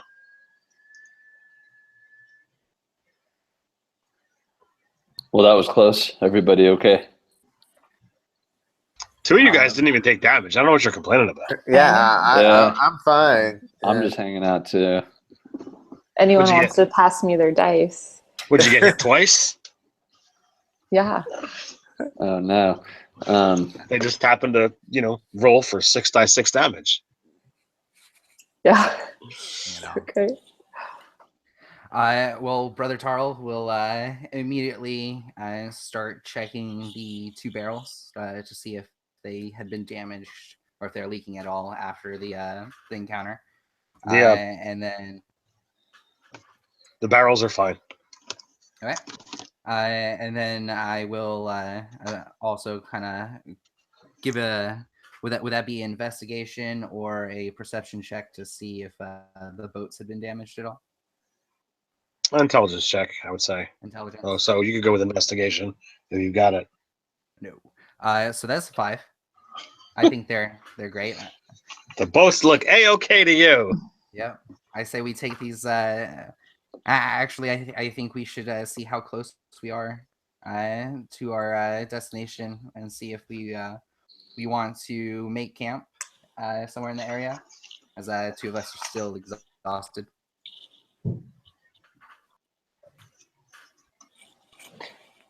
Did we accomplish our rest?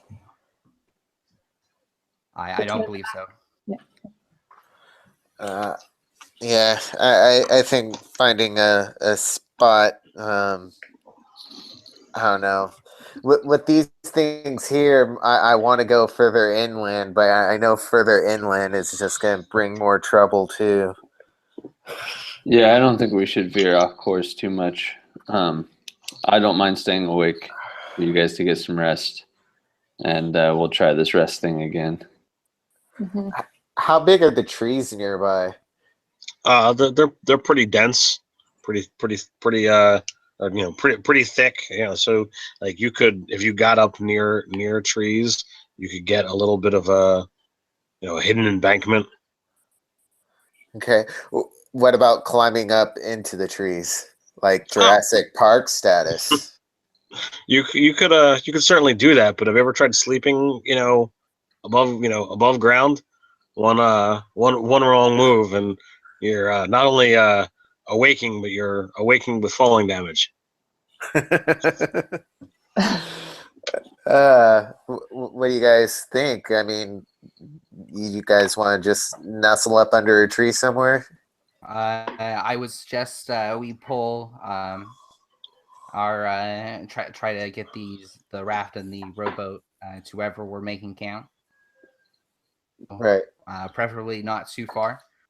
And then I think maybe like turning the boats upside down and just making a improvised bulwark around like the perimeter of wherever we're gonna set up, whether it's against a tree or.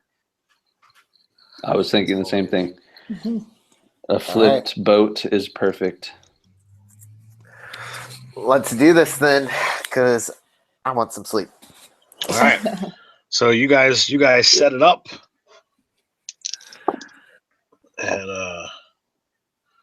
the sounds of the forest lull you to sleep. I assume you guys set a watch pattern, but it winds up that fortune favored you this evening as you managed to get your rest. You're able to restore hit points and your used spell slots, and are able to yet again journey out. But as we start day 9 of this, you realize you've come to the end of your rations. We're not certain whether some of them were lost in the tumbling seas, whether some of you have just not been completely efficient in your eating, but you have had the last of the meals that you've brought with. When this comes up at the start of our adventuring day, I will go ahead and spend a spell slot and cast Create Food and Water. I'll tell everyone to gather their water skins around. If we've used any of the water out of like the barrels, I'll make sure they're in the spell's radius. Okay. Thank you. How much water does that create? That is 45 pounds of food and 30 gallons of water. It's Okay. enough for 15 for 24 hours. That's pretty potent. So you managed to stave off some of the ill effects that might have befallen you. Well done in spell preparation. Thank you. And then after we've started for the day, I will turn to Gorgoroth and ask if we're how long course are we, and then what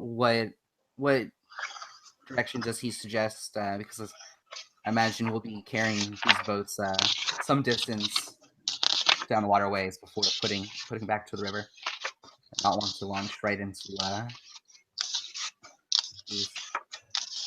Well, let me remind you that as we exit the mouth of the river, we will be entering a lake, and shore won't be easily as accessible. So I hope you are all comfortable with these sorts of attacks in the middle of the water.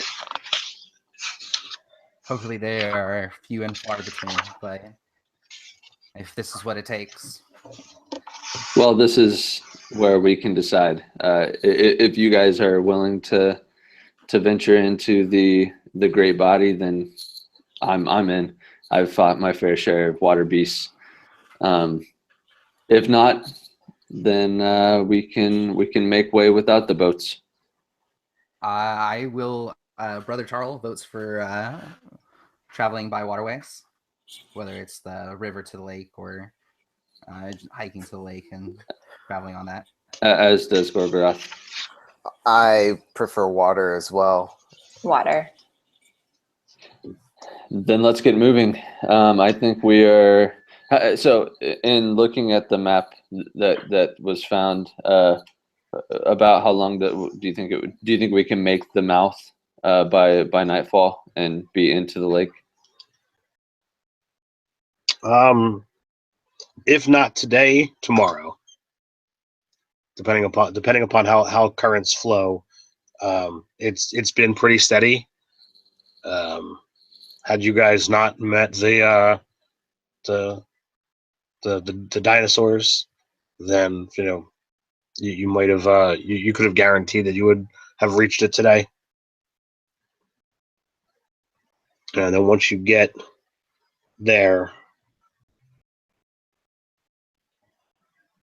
you've actually got about another week in the lake.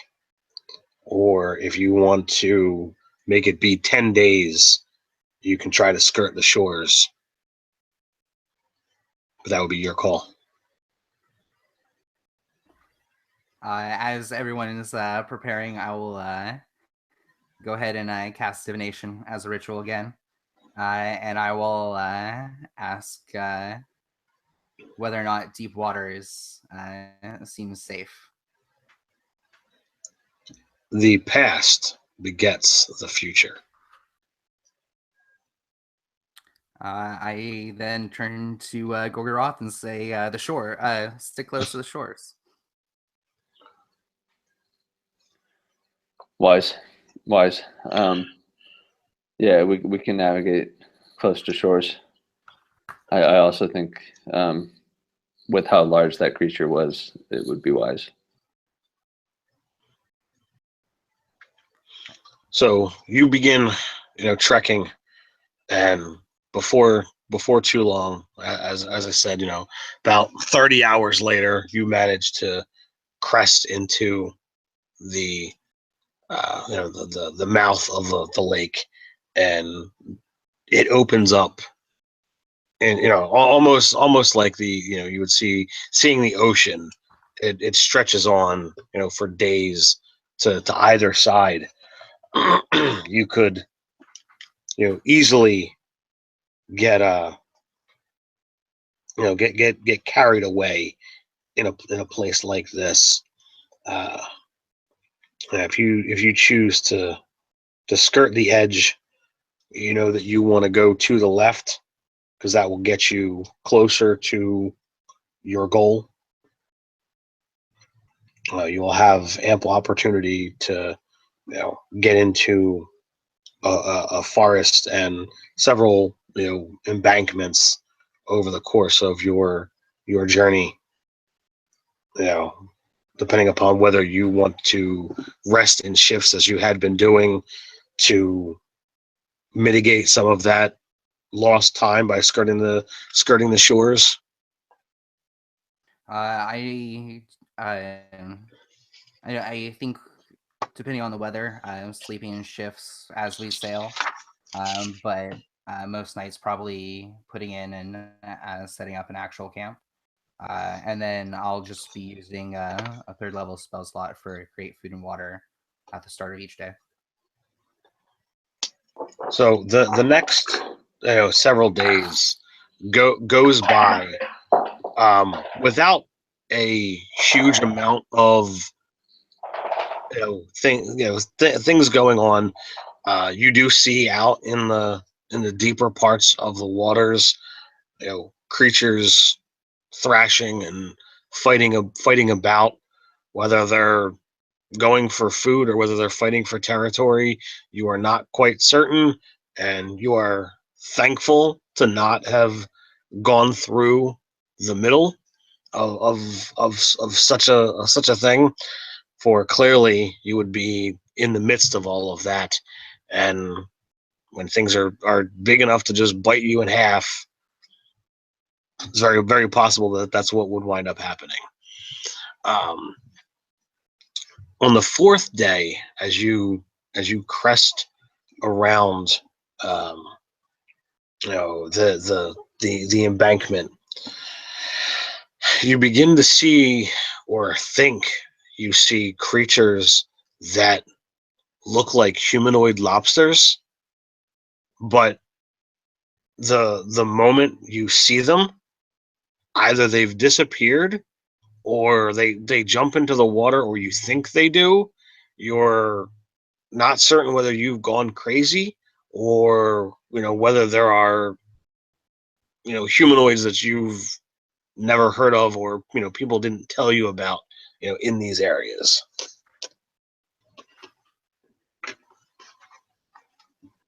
I will.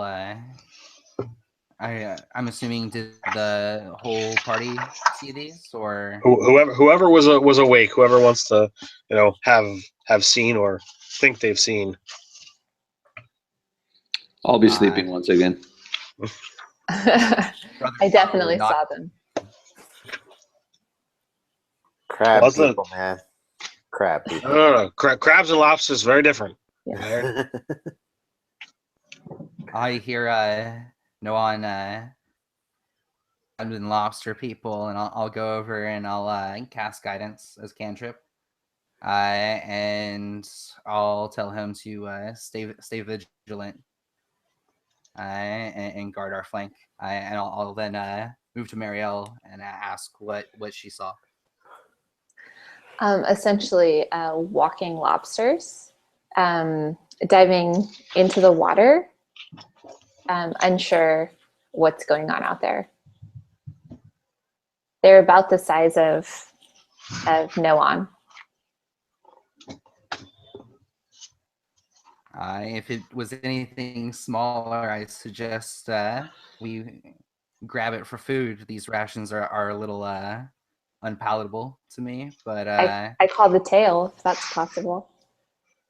It seems like it's larger game than we should be handling in the water. I'll give Gorgoroth a nudge with my quarterstaff to the ribs. I'll tell him to wake on up. We might have trouble. What is it? A lobster person. Yep. A lobster person. So they stand roughly, you would guess, 6 feet tall, walking on, what appears to be like six legs, with a huge crustacean tail out behind them. The carapace, builds up, as a shell on their back. It's encasing all of them, but the shell on the back and around the shoulders, gives it a very bulbous appearance.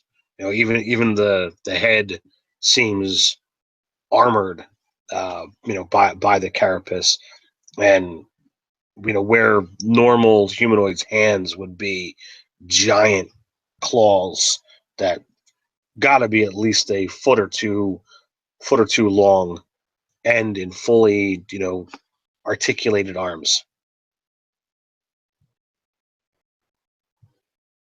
I see nothing. That's because they're underwater now. All right. Well, we could use the meal. Should we go check them out? That's the thing. We can't find them. It's basically we're the bait if you really want to go after them. No, not necessarily. Well, doesn't seem like a problem to me.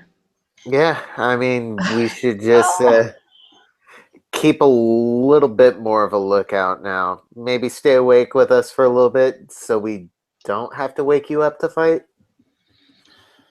I can manage. All right. Let's keep going though. So day 5 and day 6 wind up going much the same with these strange creatures. You almost get the sensation that they're watching you, but for what reason you're unable to determine. But they don't seem to like being watched themselves. So anytime that they catch you noticing them, they quickly vanish, and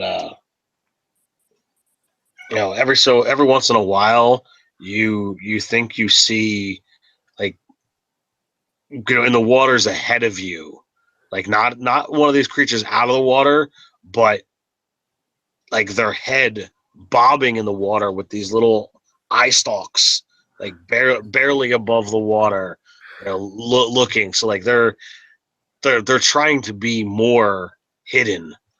Um, no, so it's kind of freaking you out. Am I getting the same kind of they're watching us vibe that I would kind of have gotten back when you were in that camp? Like, No. do I think these are similar beings or just Not different? at all. Not at all. These things have, like, mandible like legs.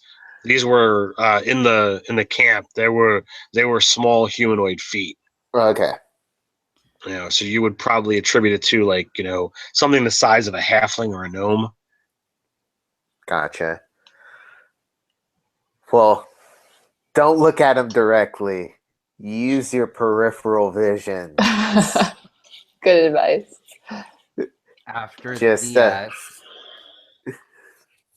after the second day of being trailed and followed, I'll say to the group, I may be offering up the extra rations that Create Food and Water provides, maybe leaving that behind us to hopefully draw them away as we travel.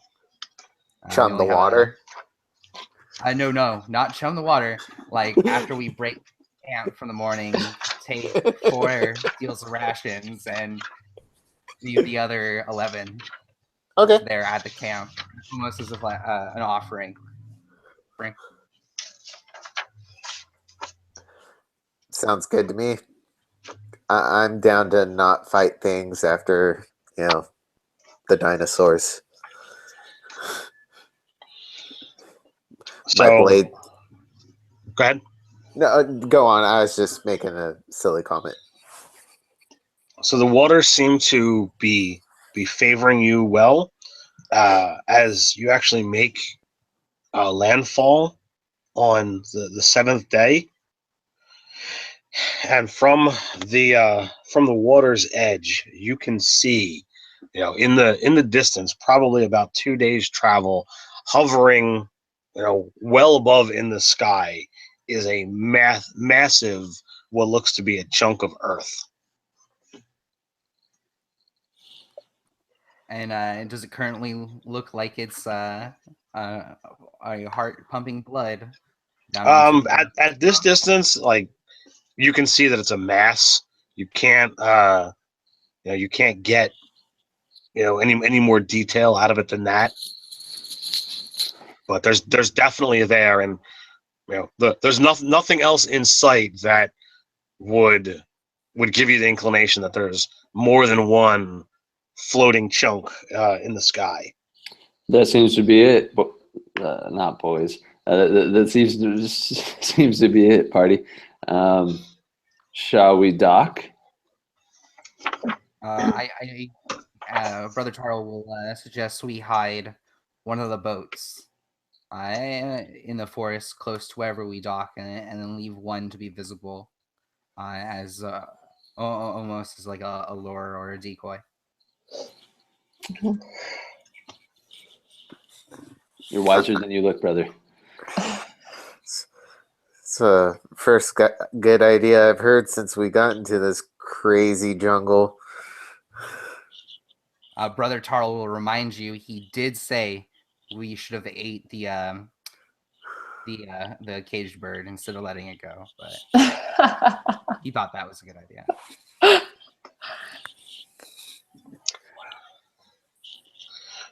So you begin traveling. Oh, was there something? Did somebody want to say something? I don't know if somebody wanted to say something. Did you want a stealth check to hide the second boat? If you want to give it to me. That would be a 21. Nice. As you begin traveling over the next several days, you keep the distance. You keep pace, and with your target in sight, it's nearly impossible to lose track. You begin to actually see the first undead that you've really encountered, but the skeletons and zombies that wind up rising before you or coming upon you don't really offer much of a challenge to seasoned veterans such as yourselves. When you do actually begin sight or get in within sight of the heart of Abtu,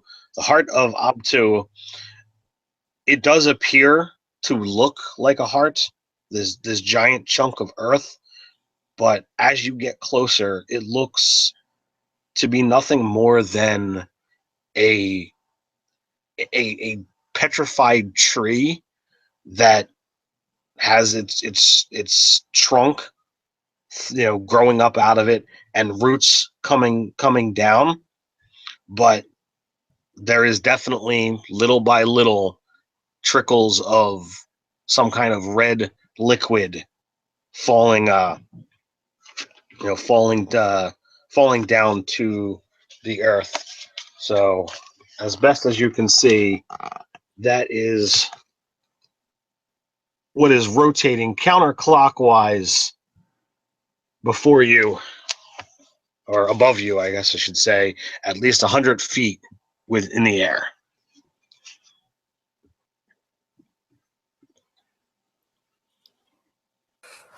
Well, so we lugged all this here. How do you guys want to get up there to collect this? Are we gonna go stand on the top of trees?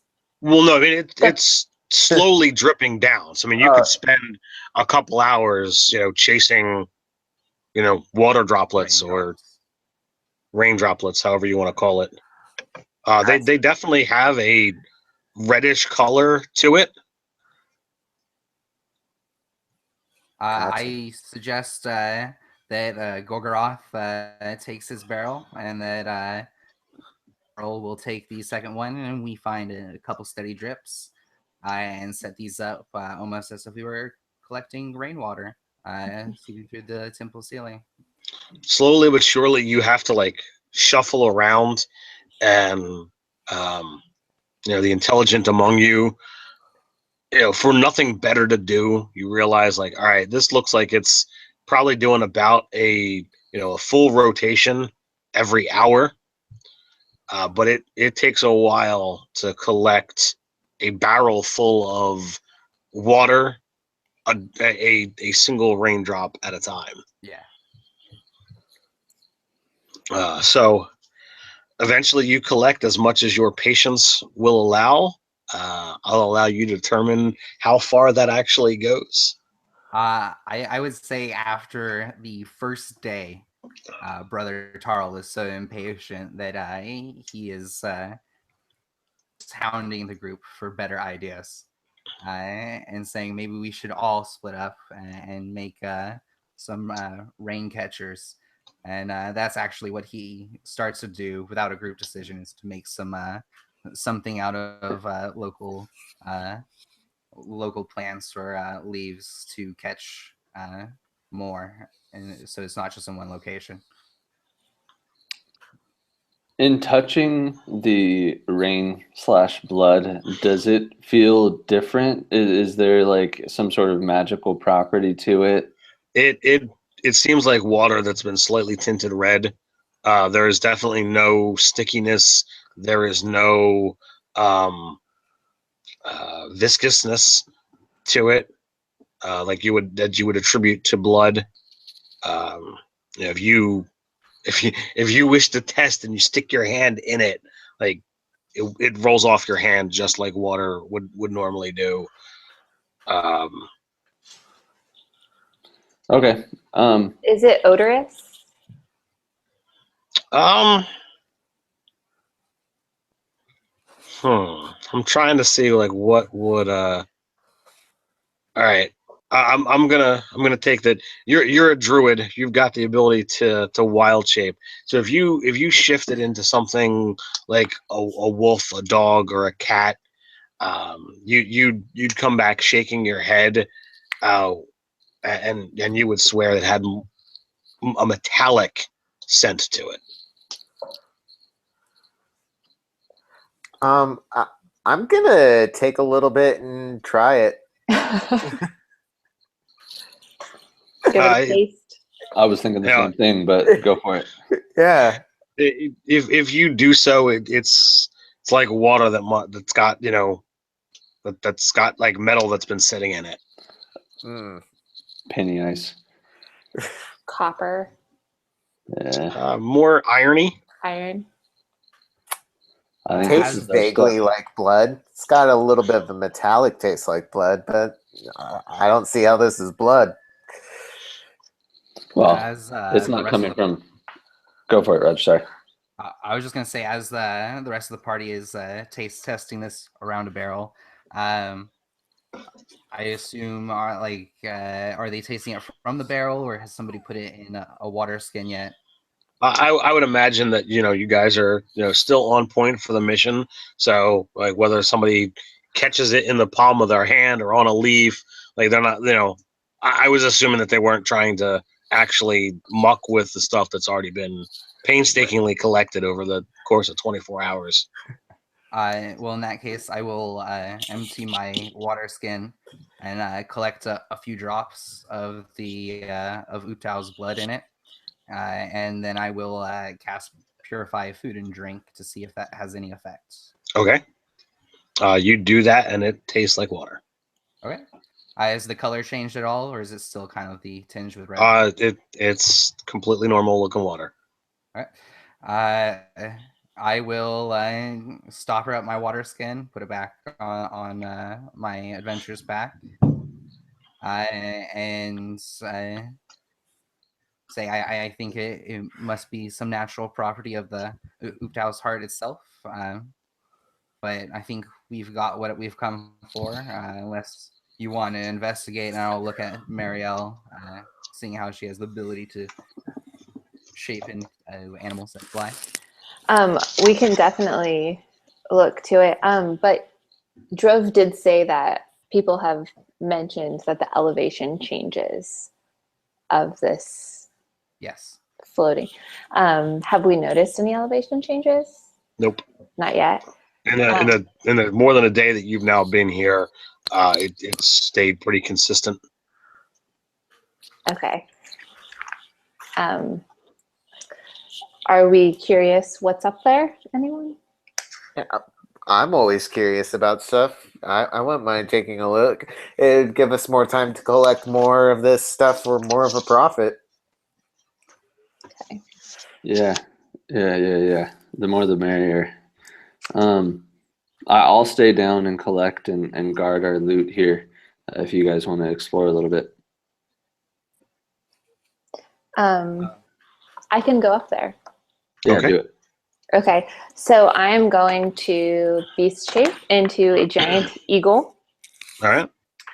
And I have keen sight, so I have advantage on perception. And I'm going to go up and look to see what's up there. All right. So when you fly up there, you get a clear view. It does look like a tree with roots. The top of the tree has got a hole in it, and it looks like there's a man-made carved staircase along the one side, and at the bottom of that staircase is some kind of cave entrance. Awesome. So let's see. I can't talk to you guys. So I'm going to swoop back down and go right back up to indicate like something's up here. We've got a chance to look inside. I understand Common, but I can't speak to you guys. Well, you retain your mental stats, so you're gonna understand all the languages that your character knows. Beautiful. So as you get can I grab anyone since I'm a giant eagle? Can I put anyone in my talons and take them up? How big are you as a giant eagle? I am. Let's see. I have no idea. Is that monster manual? No, I don't have the monster manual. No, but I mean, is that where you got it? No, page 306 of the player's handbook.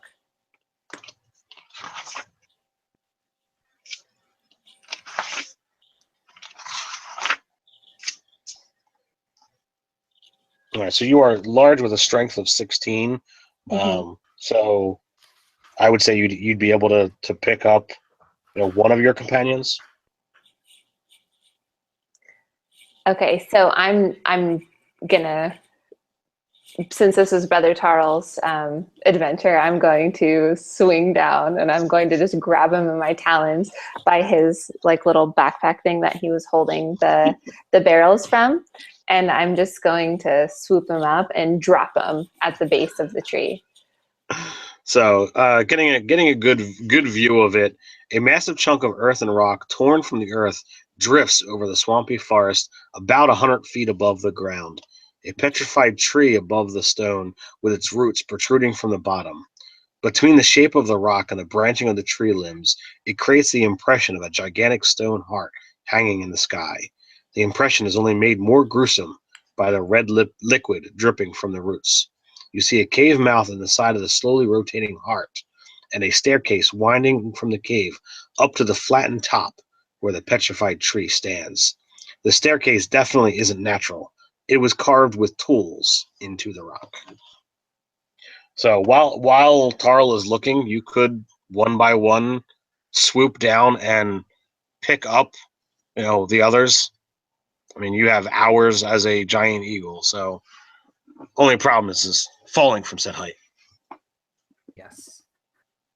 As soon as I was dropped off, Brother Tarl will I just kind of give his landing area a brief once over, and then curiosity gets the best of him. He will start heading up those stairs. And meanwhile, I'm swooping the rest. Yeah, Tarl's not waiting for you guys. He's headed up the stairs and probably down the stairs and into wherever is on the other side, depending on how fast they get people up here. Gorgoroth now has his arms up like a baby, like waiting. So it is certainly a strain to lift up such a massive creature, but I'm not gonna make you leave the half orc behind. So you struggle. You're tired. It hurts, and slowly, painstakingly, you get that 100 feet to drop the half orc. When I drop him, I just screech in his face like, "Oh, you were so annoying," because he's so heavy. And now none of you have feather fall, I'm guessing. No. Well, I have feathers. Well, for it to get 20 feet. So as the last of you is dropped, at this point in time, Tarl has moved to the top to examine what's up there. A figure emerges from the cave. I will raise my hand in greeting. The cave is actually at the bottom of the staircase. Okay. Not at the top. Then yeah, I would have gone into the cave. As sorry, I thought I would have to go into the tree. But yeah, I'll enter the cave or approach it, and as this person emerges, I will assume, like me, he has no means of getting up or down from here, and that he's been stranded. So I will offer him some of my bland magical rations. Well, it's actually it's not a he. It's actually what you see is slightly over 5 feet tall, as an elven female with slightly sunken eyes, dressed in nondescript robes. Her long blonde hair flows down over her back and down her shoulders, and she looks at you and says, "Greetings." Greetings there. My name is Brother Tarl. Drove sent us here to collect the components needed for their rituals. Would you like some water freshly blessed as I offer my water skin? I am good at the moment, but I do appreciate the offer. None of you seem to be marked of the arcane. How did you manage to make your way up here?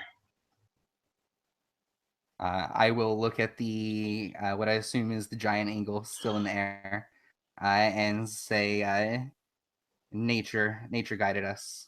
We've had a fairly safe, uneventful journey.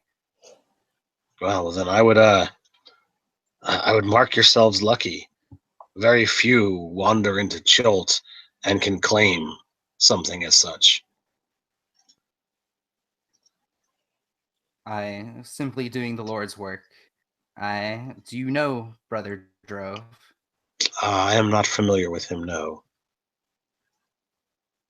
All I nod and say, of course. I'm sure you know many people. What is that? Another mortal.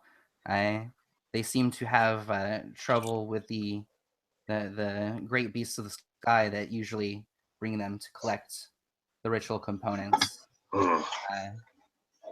You don't know anything of the Soulmonger, do you? I will look around at Gorgoroth and Noan and give them an inquisitive eyebrow. I don't believe with a -1 on intelligence that Tarl would know. Knowledge cleric with an 8 intelligence. Yes, he's more of the meaning as opposed to the actual scripture. Wow. Oh. Well, that is a shame, for that is the quest that I am on. So Perhaps what? we can aid you, but we have another task. Well, perhaps another time. I am known to find myself here, every so often. Should you come across knowledge or the thing itself, I would greatly appreciate the return. The return, so it is yours. I am seeking it. I can't really necessarily lay claim to it. So what exactly is it?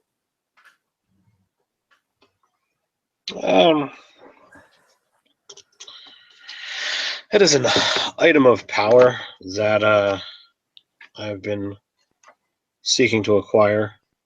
There are, many around here that are always looking to make changes to the landscape, shall we say, and this will actually allow me to do so. Is that why you're here now, looking for power?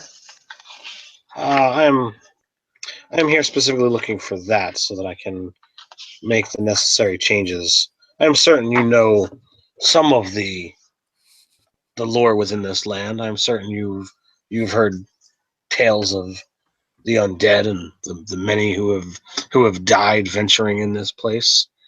Wouldn't it be easier if you were able to stop all of that?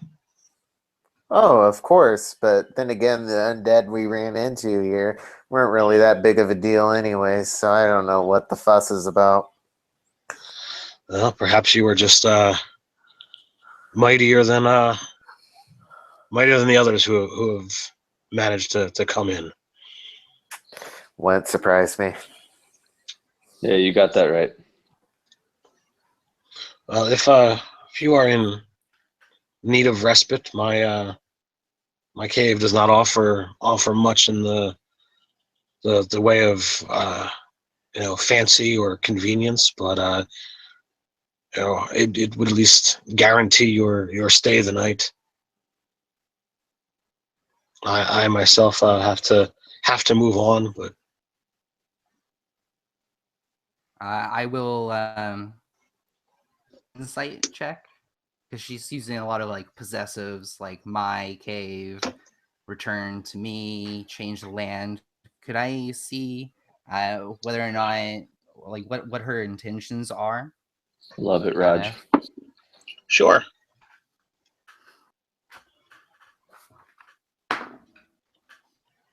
So that would be a 19 insight.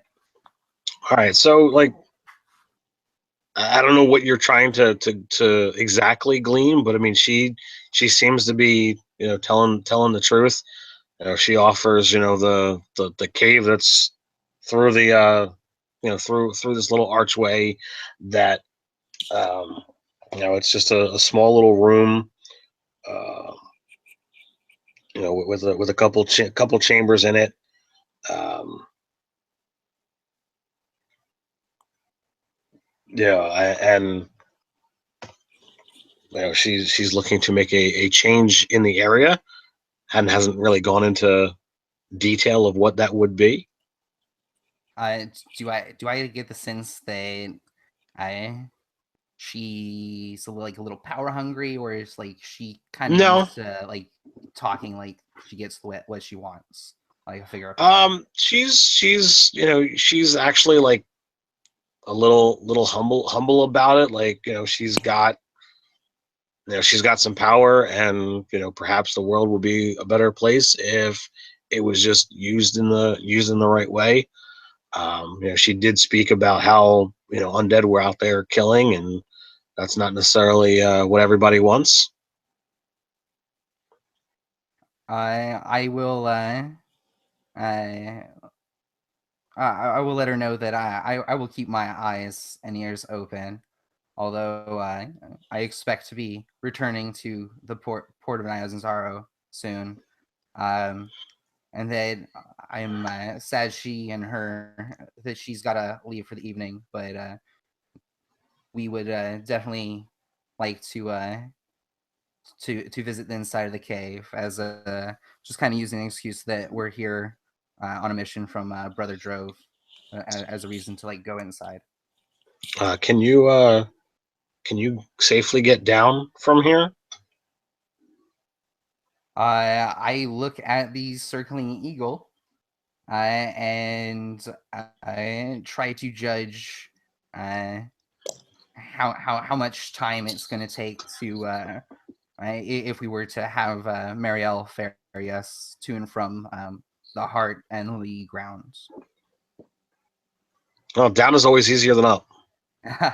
But like, do I think it would take more than like 30 minutes for her to move like the group of us want to Probably move not. back down? Probably not. I'll tell her once again that I think nature can see us down.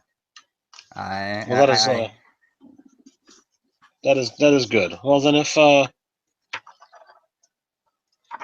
you have no further need, then I will bid you welcome, and at the same time bid farewell. And she enacts some magic and disappears. I will just watch her vanish and try not to look surprised when she just disappears in front of me. Wow. You all right? Yeah. I get nervous around the beautiful elven type.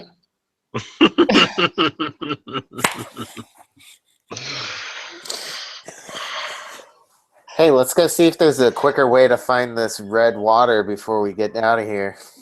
Yeah, and let's see if there's any sort of. I mean, we're here for some treasure, are we not? Let's look around. I turned around Well, and already started going into the cave. Well, we already know one of us is here for booty. That's what us pirates do. So I will be leading the way with light cast on my quarterstaff. So the cave is musty and dimly lit by daylight filtering down through the hollow. Petrified tree trunk 20 feet above. A pool of dirty rainwater occupies the 20 feet. The 20 occupies the central 20 feet of the floor between natural pillars formed by the roots of the petrified tree. 3 tall bookcases stand against the wall to the right of the cave entrance. A desk and several wooden crates stand against the left-hand wall. Opposite the entrance are 2 open doorways into smaller chambers, and between them a large iron cage.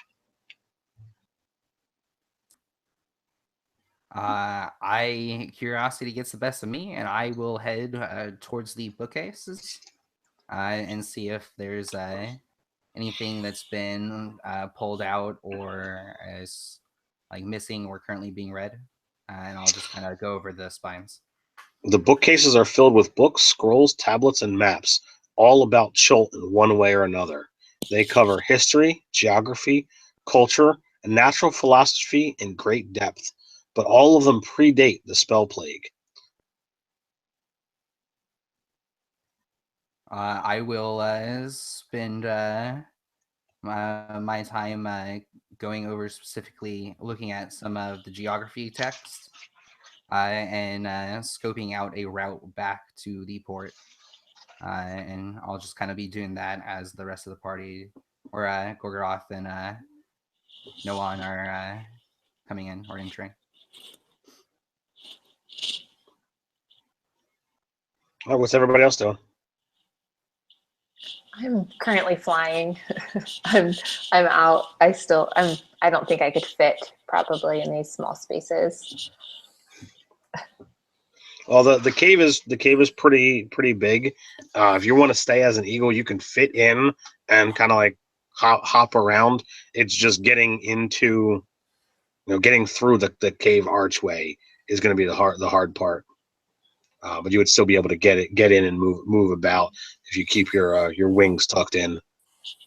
I've seen birds hop around on their feet, so I know it's possible. Yeah. I'll stay at the mouth of the cave. I'm gonna look for some sort of fountain, spring, well. Well, there's the central part of the chamber is Okay. a whole pool of dirty rainwater. It's directly above the the petrified tree. So you can actually look up, from above above the well. You could look up and see through the tree and into the sky. When you do so, you do see that there, is a large collection of sleeping bats that are hanging upside down in that petrified trunk. Gotcha. Well, I'm gonna start pulling out my empty flasks from my explorer's pack and collect what I can. Meanwhile, I'm gonna glance at Brother Tarl and I'm gonna be like, a lot easier than catching rainwater. I will shrug and continue flipping through either the book or kind of just like poring over the tablet or maps.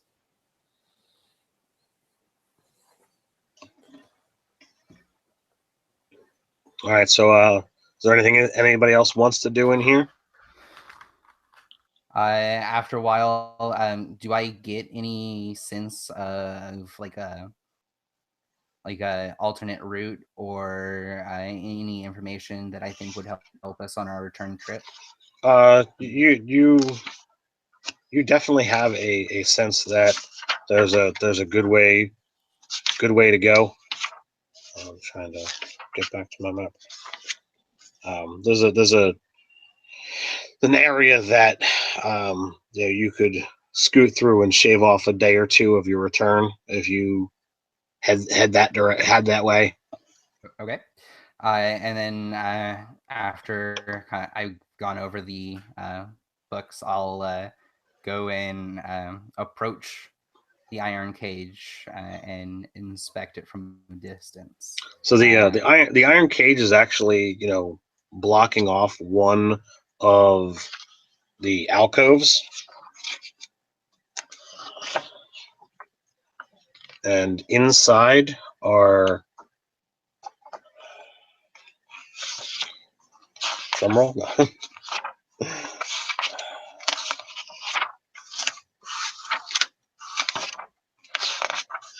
Of course, apologize.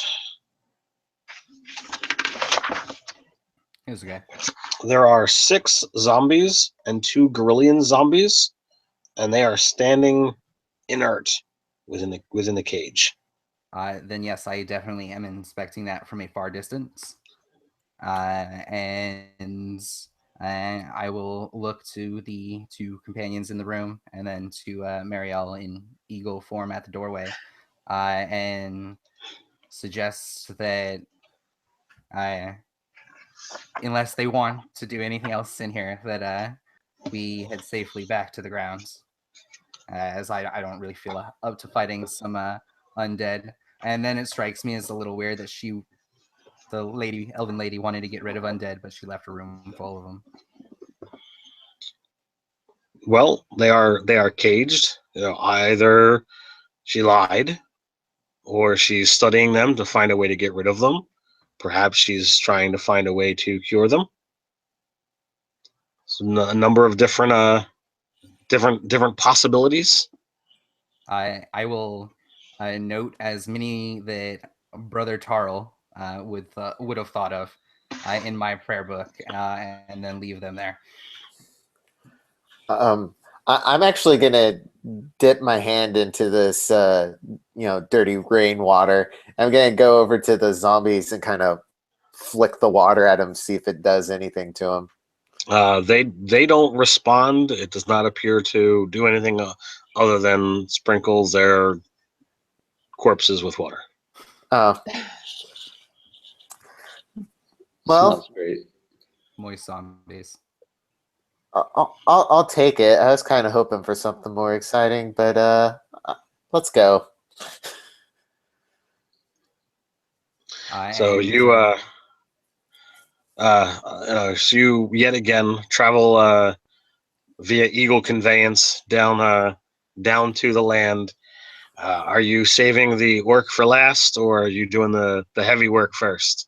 I would like to have cast enhance ability strength on Marielle. Okay. Having seen the issues she had with Gorgoroth up. So you feel a renewed vigor, go into your wings and your legs, and you do not strain in this bout of journey. You are still happy once the 3 of them are down and you're no longer supporting another's weight, but it was not the work that it was the last time. When I drop the orc, I just politely knock him down. Politely knock him down. To show to him, like, you were such a pain. I'm no gonna one go. appreciates brute force. I'm gonna go empty my flasks of dirty rainwater into the barrels of dirty rainwater.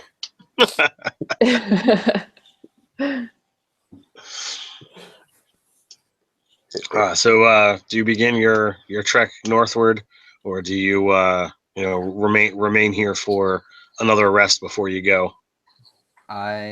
Depending on what time of day, if it's fairly early, Brother Tarl suggests we start our trek back to the port. But if it's late in the evening, I wouldn't mind another rest. If that's what the party wanted to do. All right. So do you continue the daily casting of create food and water? I do. Okay.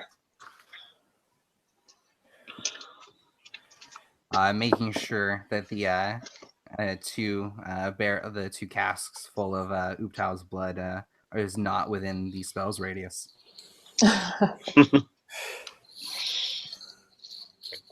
Dilute the blood. And then would you like an intelligence check to see whether or not Brother Tarl remembered those shortcuts? Sure. That's a no. That's a critical failure. I took us in the wrong direction. What is going on? I curse the dice. 0.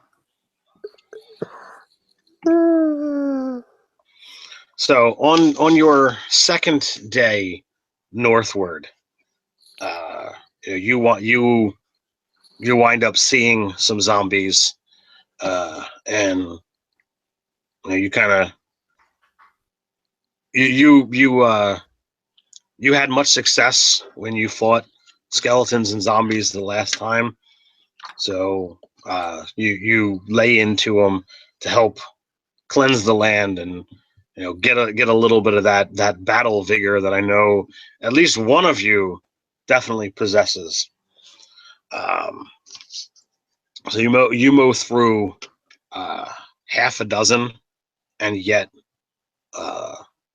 there seem to be more coming out of the out of the woods from multiple sides.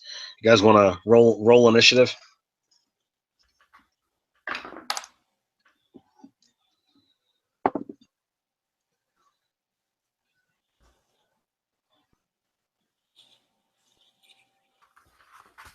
One more. Who am I missing? That would Travis. be Gorgoroth. Oh, there we go. All right. So, you've got about 8 zombies that are running around, as well as a 4-armed gorilla zombie that you can see at the moment. What are you doing there, Tarl? I would like to cast Turn Undead. So Use my Channel Divinity Undead. turn. Yes. Okay. And that's DC 14.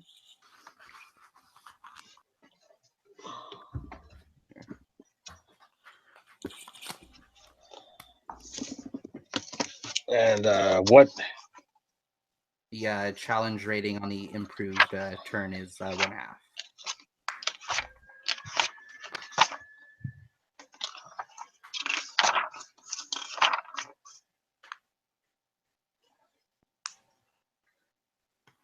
You said 13? It's a DC of 14. 14. And wisdom? Yes.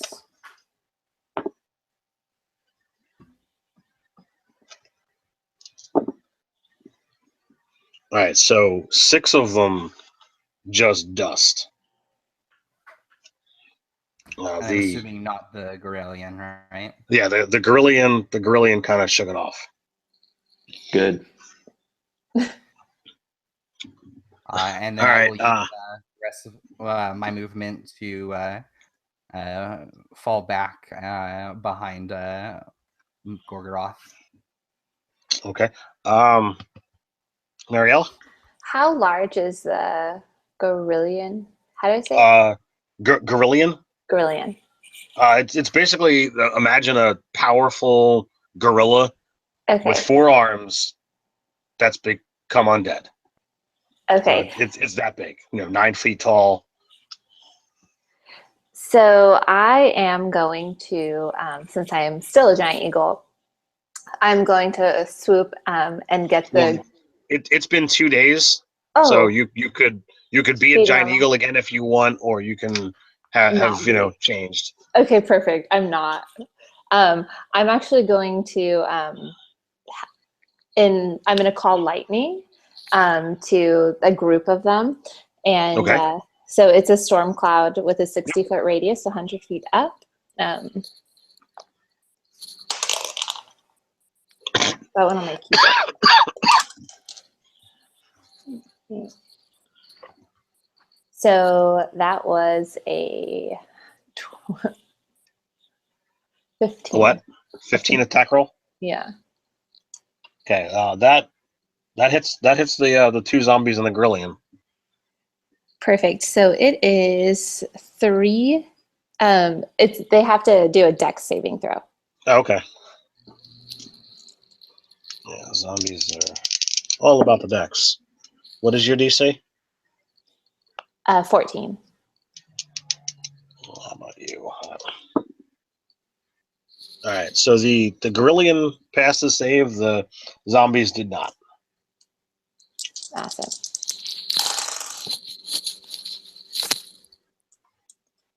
So it's a 3d10 lightning damage. Okay. And save for half, I'm guessing? Yeah. So I rolled a 22. So 22 and then 11 for the other guy. So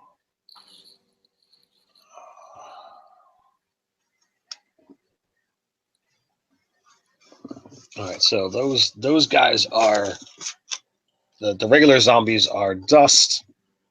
The Gorillion takes some damage. And then Gorgoroth, you are up. How far am I from the Gorillion? Well, I imagine you were in combat with the zombies, so you would have been right there. I'm within striking distance. Okay. I'm going to use my bonus action and rage. Okay. And then I am going to use reckless attack and take advantage, and in return, advantage on attack rolls against. And I'm going to attack with my great axe, the Gorillion. Right. Okay. 16 and 15. So 16 and 6, 22. That 22 hits easily. 5. 5 damage. Yep. And I'll use my second attack. Okay. Critical failure. Even with advantage? Oh, yeah. 16 and 6, 22. Okay, that hits. Another 5. I'm going to get rid of that die. You are killing it. Yeah. So he's going to love the fact that you attacked recklessly, because he is going to maul the heck out of you. So bite. That's gonna hit. One punch.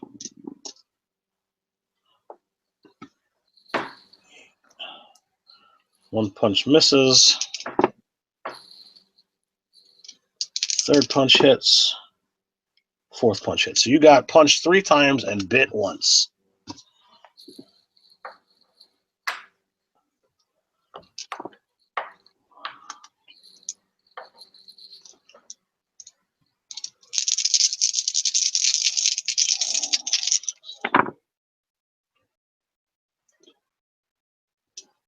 So you take 27 points of damage. And being the totem warrior and the bear, I have resistance to all damage except psychic. Yeah, it's piercing and slashing, so you would get half of that. 14 for 27 or 13. 13. Now the bad part for Tarl is he backed away from the creatures. What he didn't see was the very, very large creature, standing mobile hidden in the trees. As Tarl wouldn't. He has a low passive perception. I'm aware. And so the gigantic, the huge zombie T-Rex that steps out of the trees is going to disgorge some zombies and then bite you. Okay. So it disgorges 2 zombies, and then it's going to attempt to bite you. Not that it matters, but do I get an attack of opportunity since it entered my reach? No, that's a 3rd edition thing. You don't have reach, right? I know I do have the Sentinel pole arm master feat. Oh, you do as well, huh? Yeah. Let's see. How much reach does this thing have? It does not have to cross because it actually can do it at 10 feet out. Okay.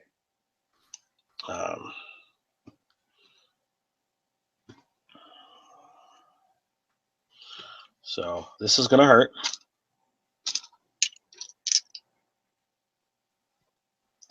There we go. I apologize for the slowness of finding dice. That's not a good sign. I thought it was just counting them all.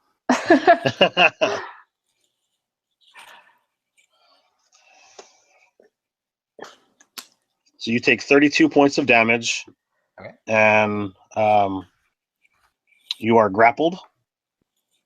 So you are therefore restrained.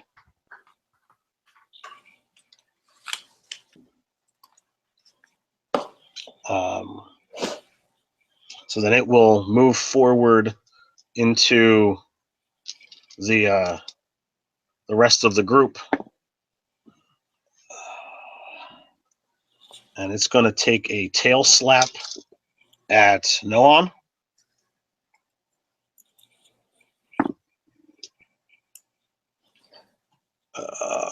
Which will actually still hit.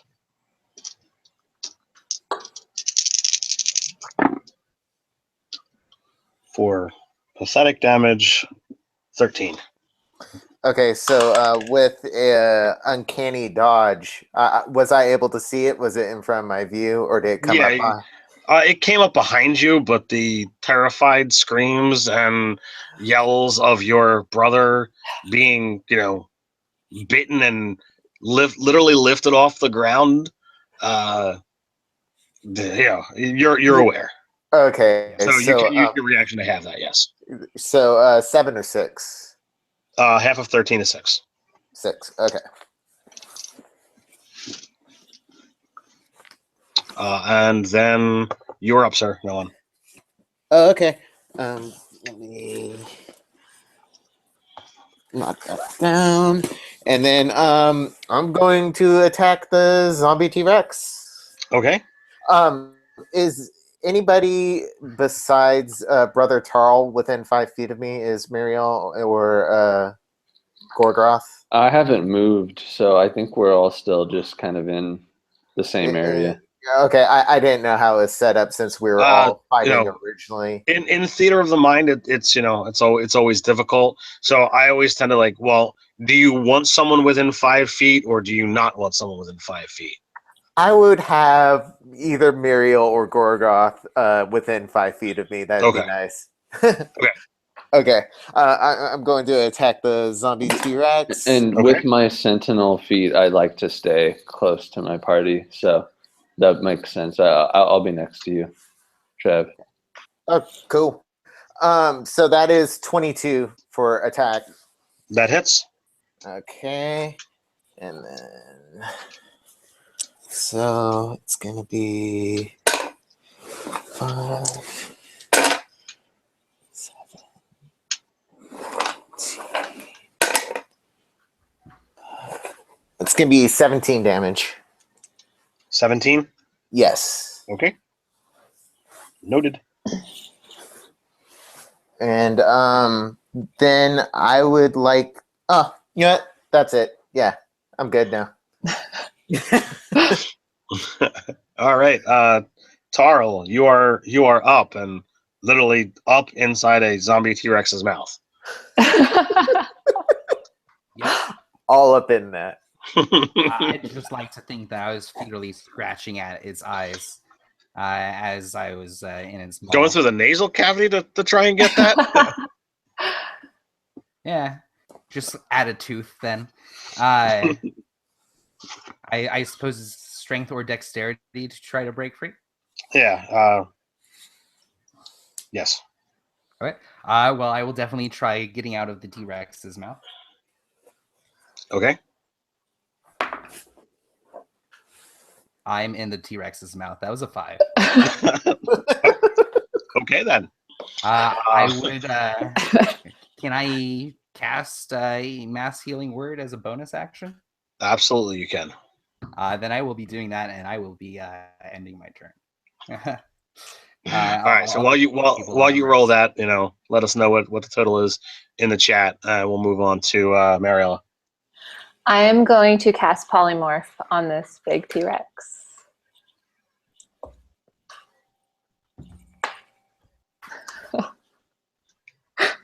I just rolled a critical failure. Okay.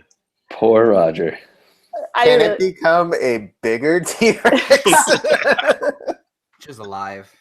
All right. So anybody damaged gets back 6 from Roger's mass healing word. Right. So we're gonna move on to Gorgoroth. Am I still facing this gorilla thing? He's absolutely still right there in your face. Wonderful. All right. I will. I'm still raging. This. How many absolutely. turns? Okay. This is you raged last turn, so I mean, it's, we had story part before that, so I'm not going to count that against the battle. Okay. Yeah. Well, I'm gonna cleave into this big guy. Are you still attacking recklessly? Yeah. Absolutely. 18, 16, 18 and 6, 24. Yep. And new damage die. Yeah, okay, 10 plus 3. So 13 on that one. Second attack? 13? Yes. Okay. Second attack on the gorilla. A 3 and an 18, so 24. Hits. And 4 damage. 4? Yeah, that's a 1 plus 3. Wow. All right. So that is me. So that's 4.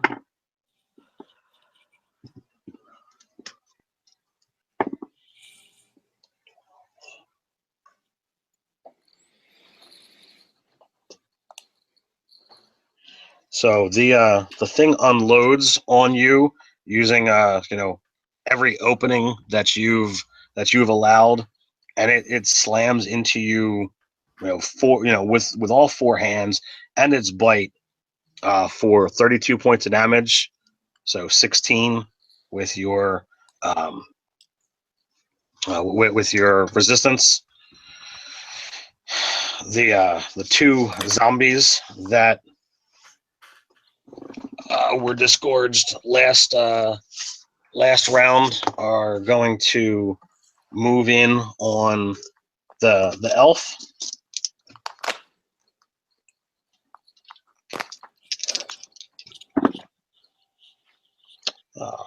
I like seeing that number. No.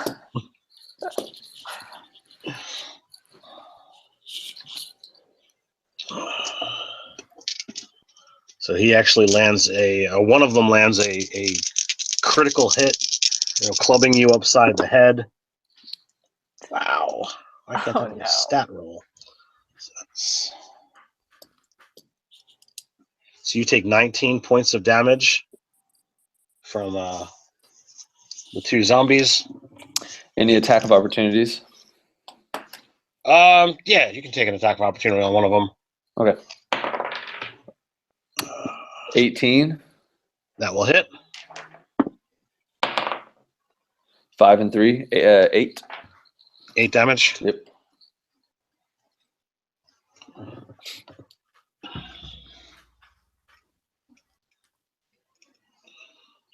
So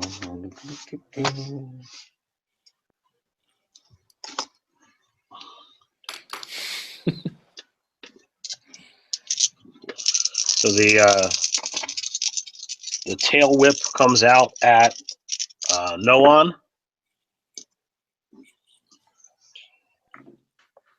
for 21 points of damage.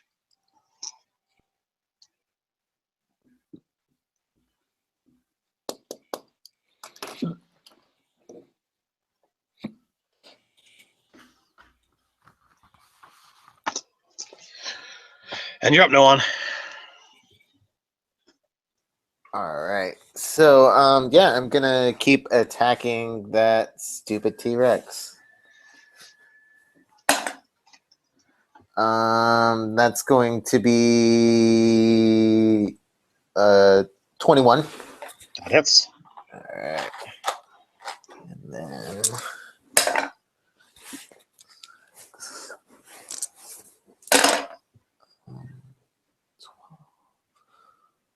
16, 19. Of course. 21 damage. 21. Yeah. My D6s are finally acting the way they should. Okay. That brings us back to Tarl. What are you doing inside the T-Rex's mouth? I just asked, is there any damage from being grappled at the end of my turn? There is not. You are just being held. Okay. I would like to cast Command on the T-Rex and tell it to drop. That would be a Wisdom saving throw of DC 14. Drop it. Yep.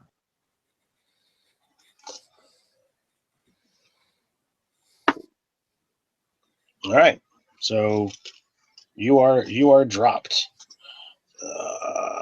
And you take 3 points of falling damage. Okay. So I'm 16. I will use half my movement to stand up. Okay. I would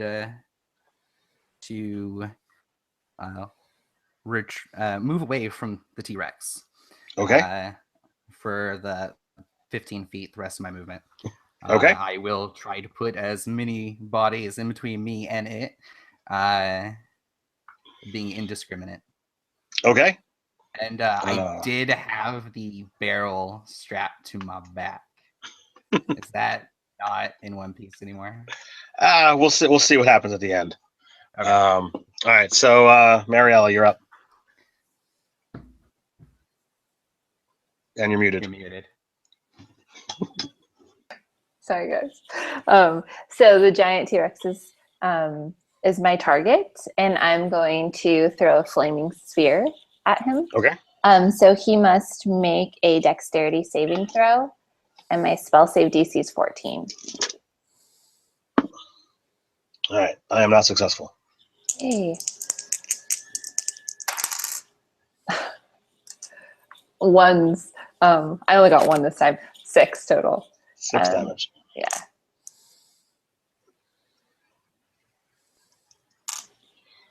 All right. That brings us up to Gorgoroth. How big is this gorilla? Like 10 feet tall, 9 feet tall, somewhere in that general vein. Okay. So he's decently bigger than I. He is definitely bigger than you.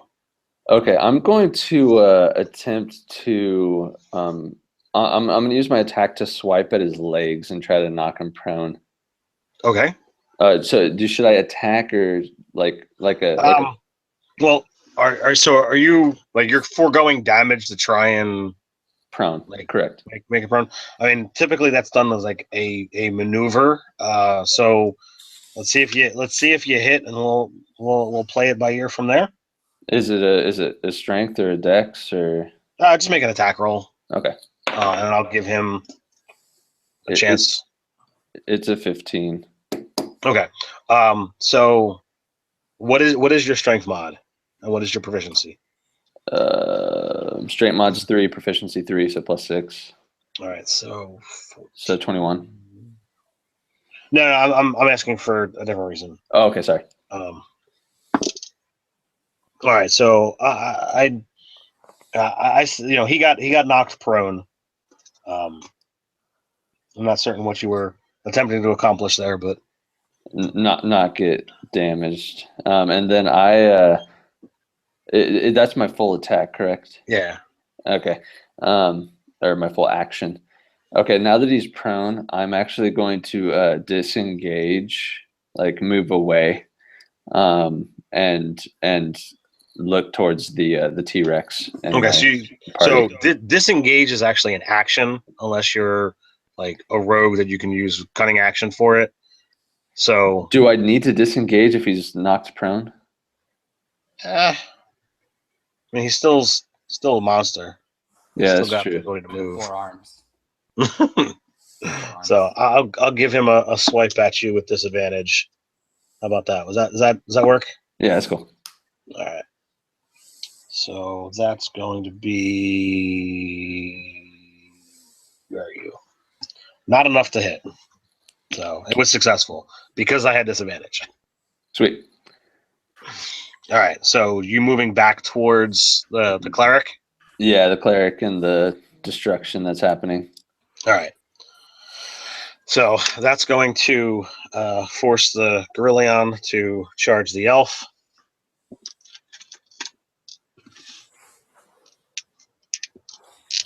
That will be the bite. So, yay.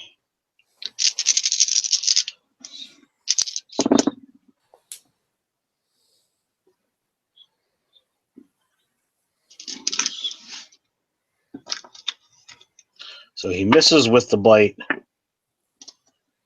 but all 4 punches land. So you take 27 points of punchy damage. How are you faring at that? I have 6 hit points left. The T-Rex having no longer an issue in its mouth, it spits out another zombie. It takes a tail slap at the creature in front of it, which happens to be Noan. Let's see here. So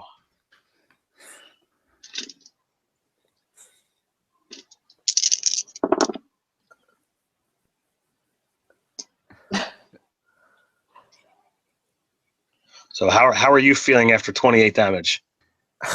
I feel like I'm holding on by 1 hit point.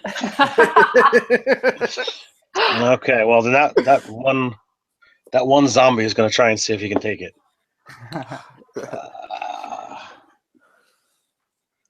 So he is going to miss you. The two regular zombies that attacked you last round, Mariella, they're going to come at you as well. Only one of them is going to hit for 7. I'm down. If I can, I was going to use repost on the zombies missed attack on me. Okay. And use my okay, so got to make an attack roll. Okay. Does 17 hit? It does. All right. So then I get now on a reactionary hit using repost. Do I get would I get sneak attack added to that as well? Yep. Nice. Okay. That's actually why repost is such a good thing, because it actually allows you to be able to sneak more than once around. Right. Just like if you have someone like a mastermind or a battle master who gives someone else another attack. If you give that to a rogue, they can get more sneak off. Man, my dice turned against me again. So 15 damage. Okay. I was hoping to finish you off with the zombie so as to not waste the T-Rex's bite. But alas.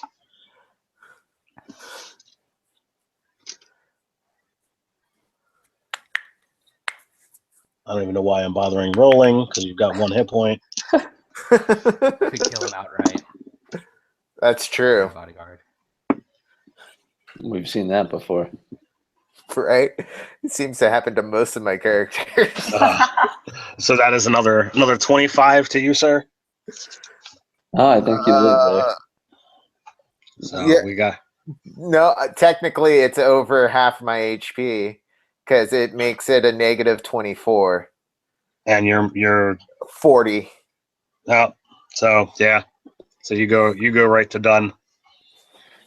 Into darkness, my friend. So then, What else? Tarl, you're up. I will. I'm going to cast a max level guiding bolt at the T-Rex. Okay. So that would be a 4th level, and that's a crit.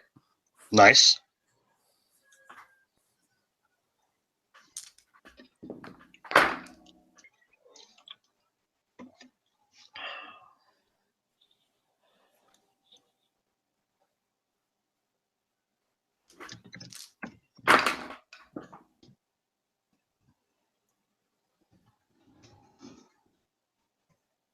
That's 42 points of damage. I will then use my free action to yell run. And then I will then move 30 feet in an opposite direction of the T-Rex. That will be my turn. All right. Gorgoroth, you're up. You're raging. Yeah, and I don't run. I am going to. I'm going to attack it. Okay. Which one are you attacking? The Grillion or the T-Rex? Well, I thought the Grillion was going to be a little slower, but he attacked fairly quick. So I'm taking it. I'm going to try to finish him off. Okay.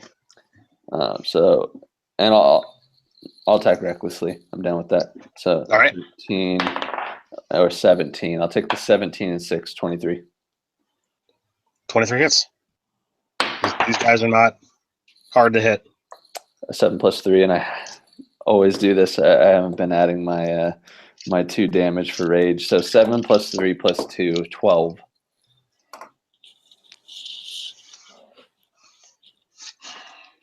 So I'll use my second attack on him. Absolutely.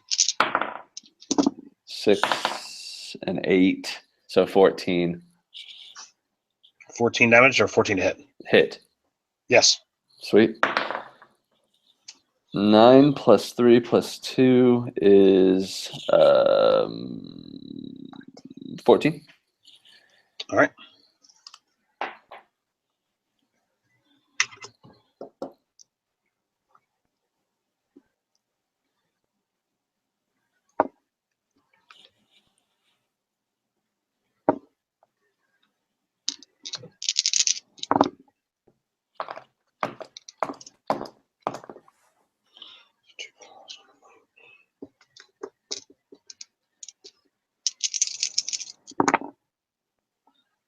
So you get 2 claws and a bite from the Gorillion.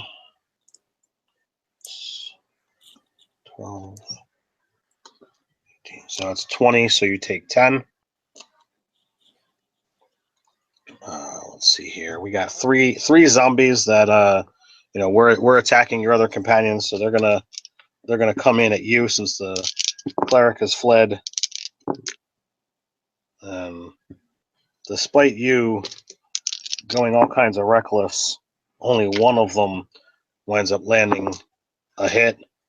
So after resistance, you take 4.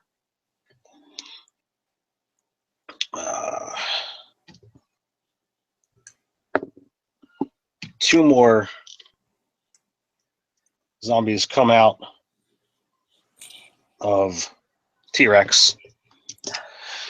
And, I would like to have this be a thinking creature that, says, okay, well, there's enough things around the barbarian. He's going to chase after the cleric, but unfortunately it doesn't work that way. So the thing's gotta come after you. So in with the tail. Mission accomplished. In with the bite. Ouch. I don't think there's anything going to be left of you, dude.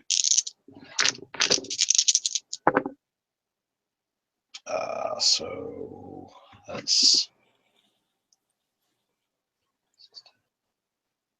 23 from the tail. So half of that is 11. Now we got it's this one.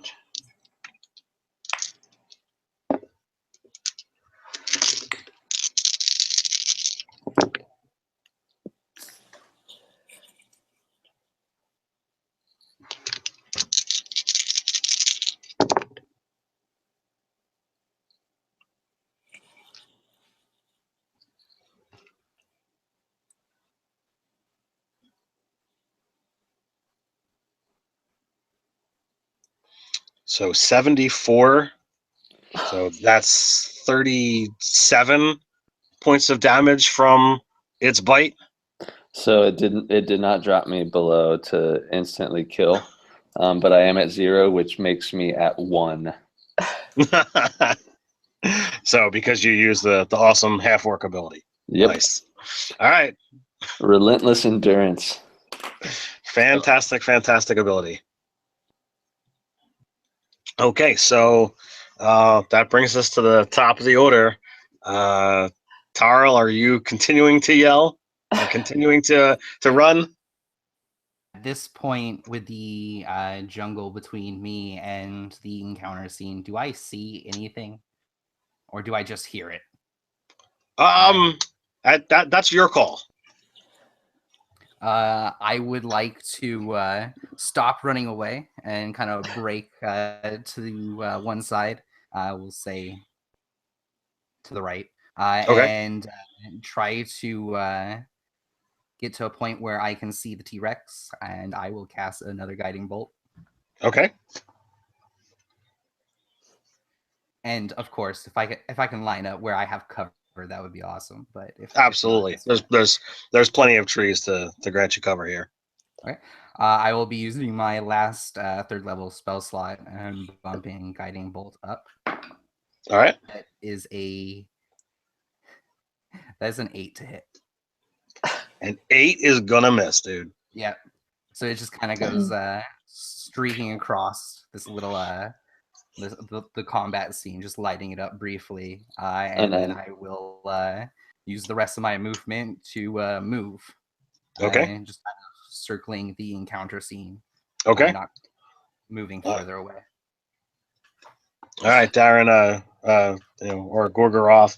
You've got 5 zombies. You've got a gorilla, and you've got a T-Rex surrounding you. What do you do? I never run. I am going to. If I'm not still raged, I will rage again. And I don't know whether Relentless Endurance actually says like you've dropped, or you just mitigate the damage, so you never actually go unconscious. I believe it's. Yeah, I don't exactly know. Yeah, don't even bother looking it up. I mean, okay. So we'll just say that it does. So I'll re-rage. Okay. And, I'm gonna take a swipe at the damn gorilla. Okay. My final hurrah. 19 and 17. So 19 and 6 is a hit. Absolutely. 7 and 3 and 2, 12. 12 damage. 12 damage. And I will take my second attack at him. 18 and crit, finally. So with the critical,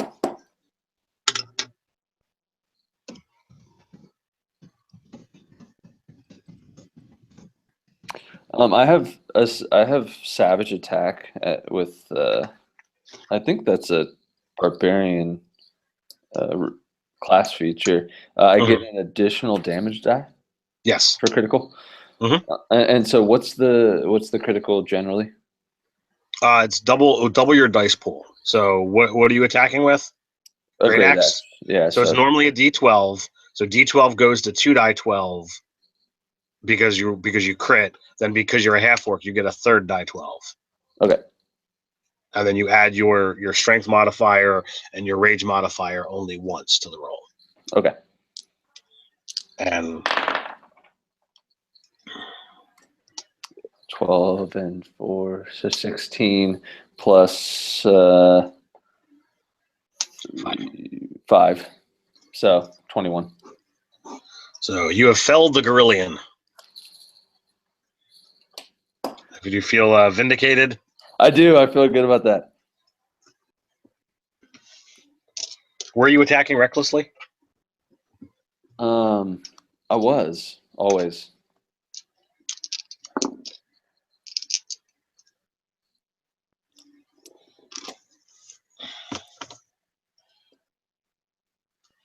All right, and you got an armor class of 14. Correct. So the first zombie that lays into you begins, chewing on you and knocks you into unconsciousness. They all begin. The regular zombies begin slowly shuffling towards the magic that went off to from the right. The T-Rex, on the other hand, he doesn't slowly shuffle. He kind of gives a full out sprint, and with all due haste, he actually manages to get into the cleric's face.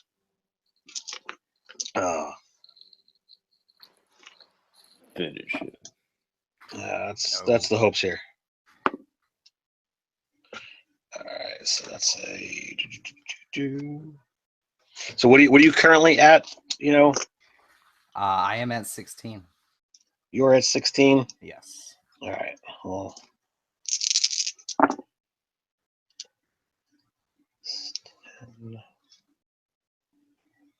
So the tail slap brings you to a measly 1 hit point, and then it brings its terrible jaws in and begins chewing you.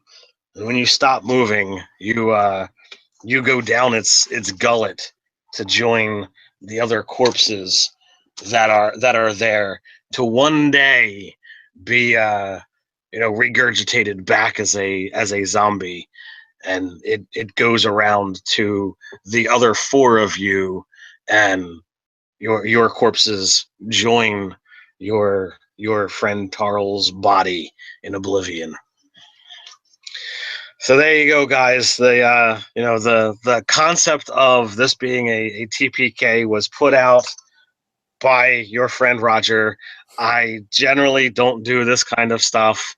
I left it up to chance. I didn't plan prior to today what was going to happen. I was told, you want to fight some undead, you want to fight some dinosaurs.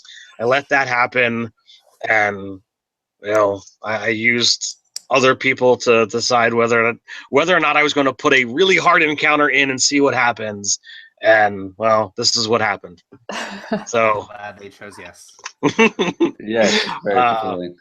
So I would like to say my characters always end up as some form of undead anyway. Yeah. With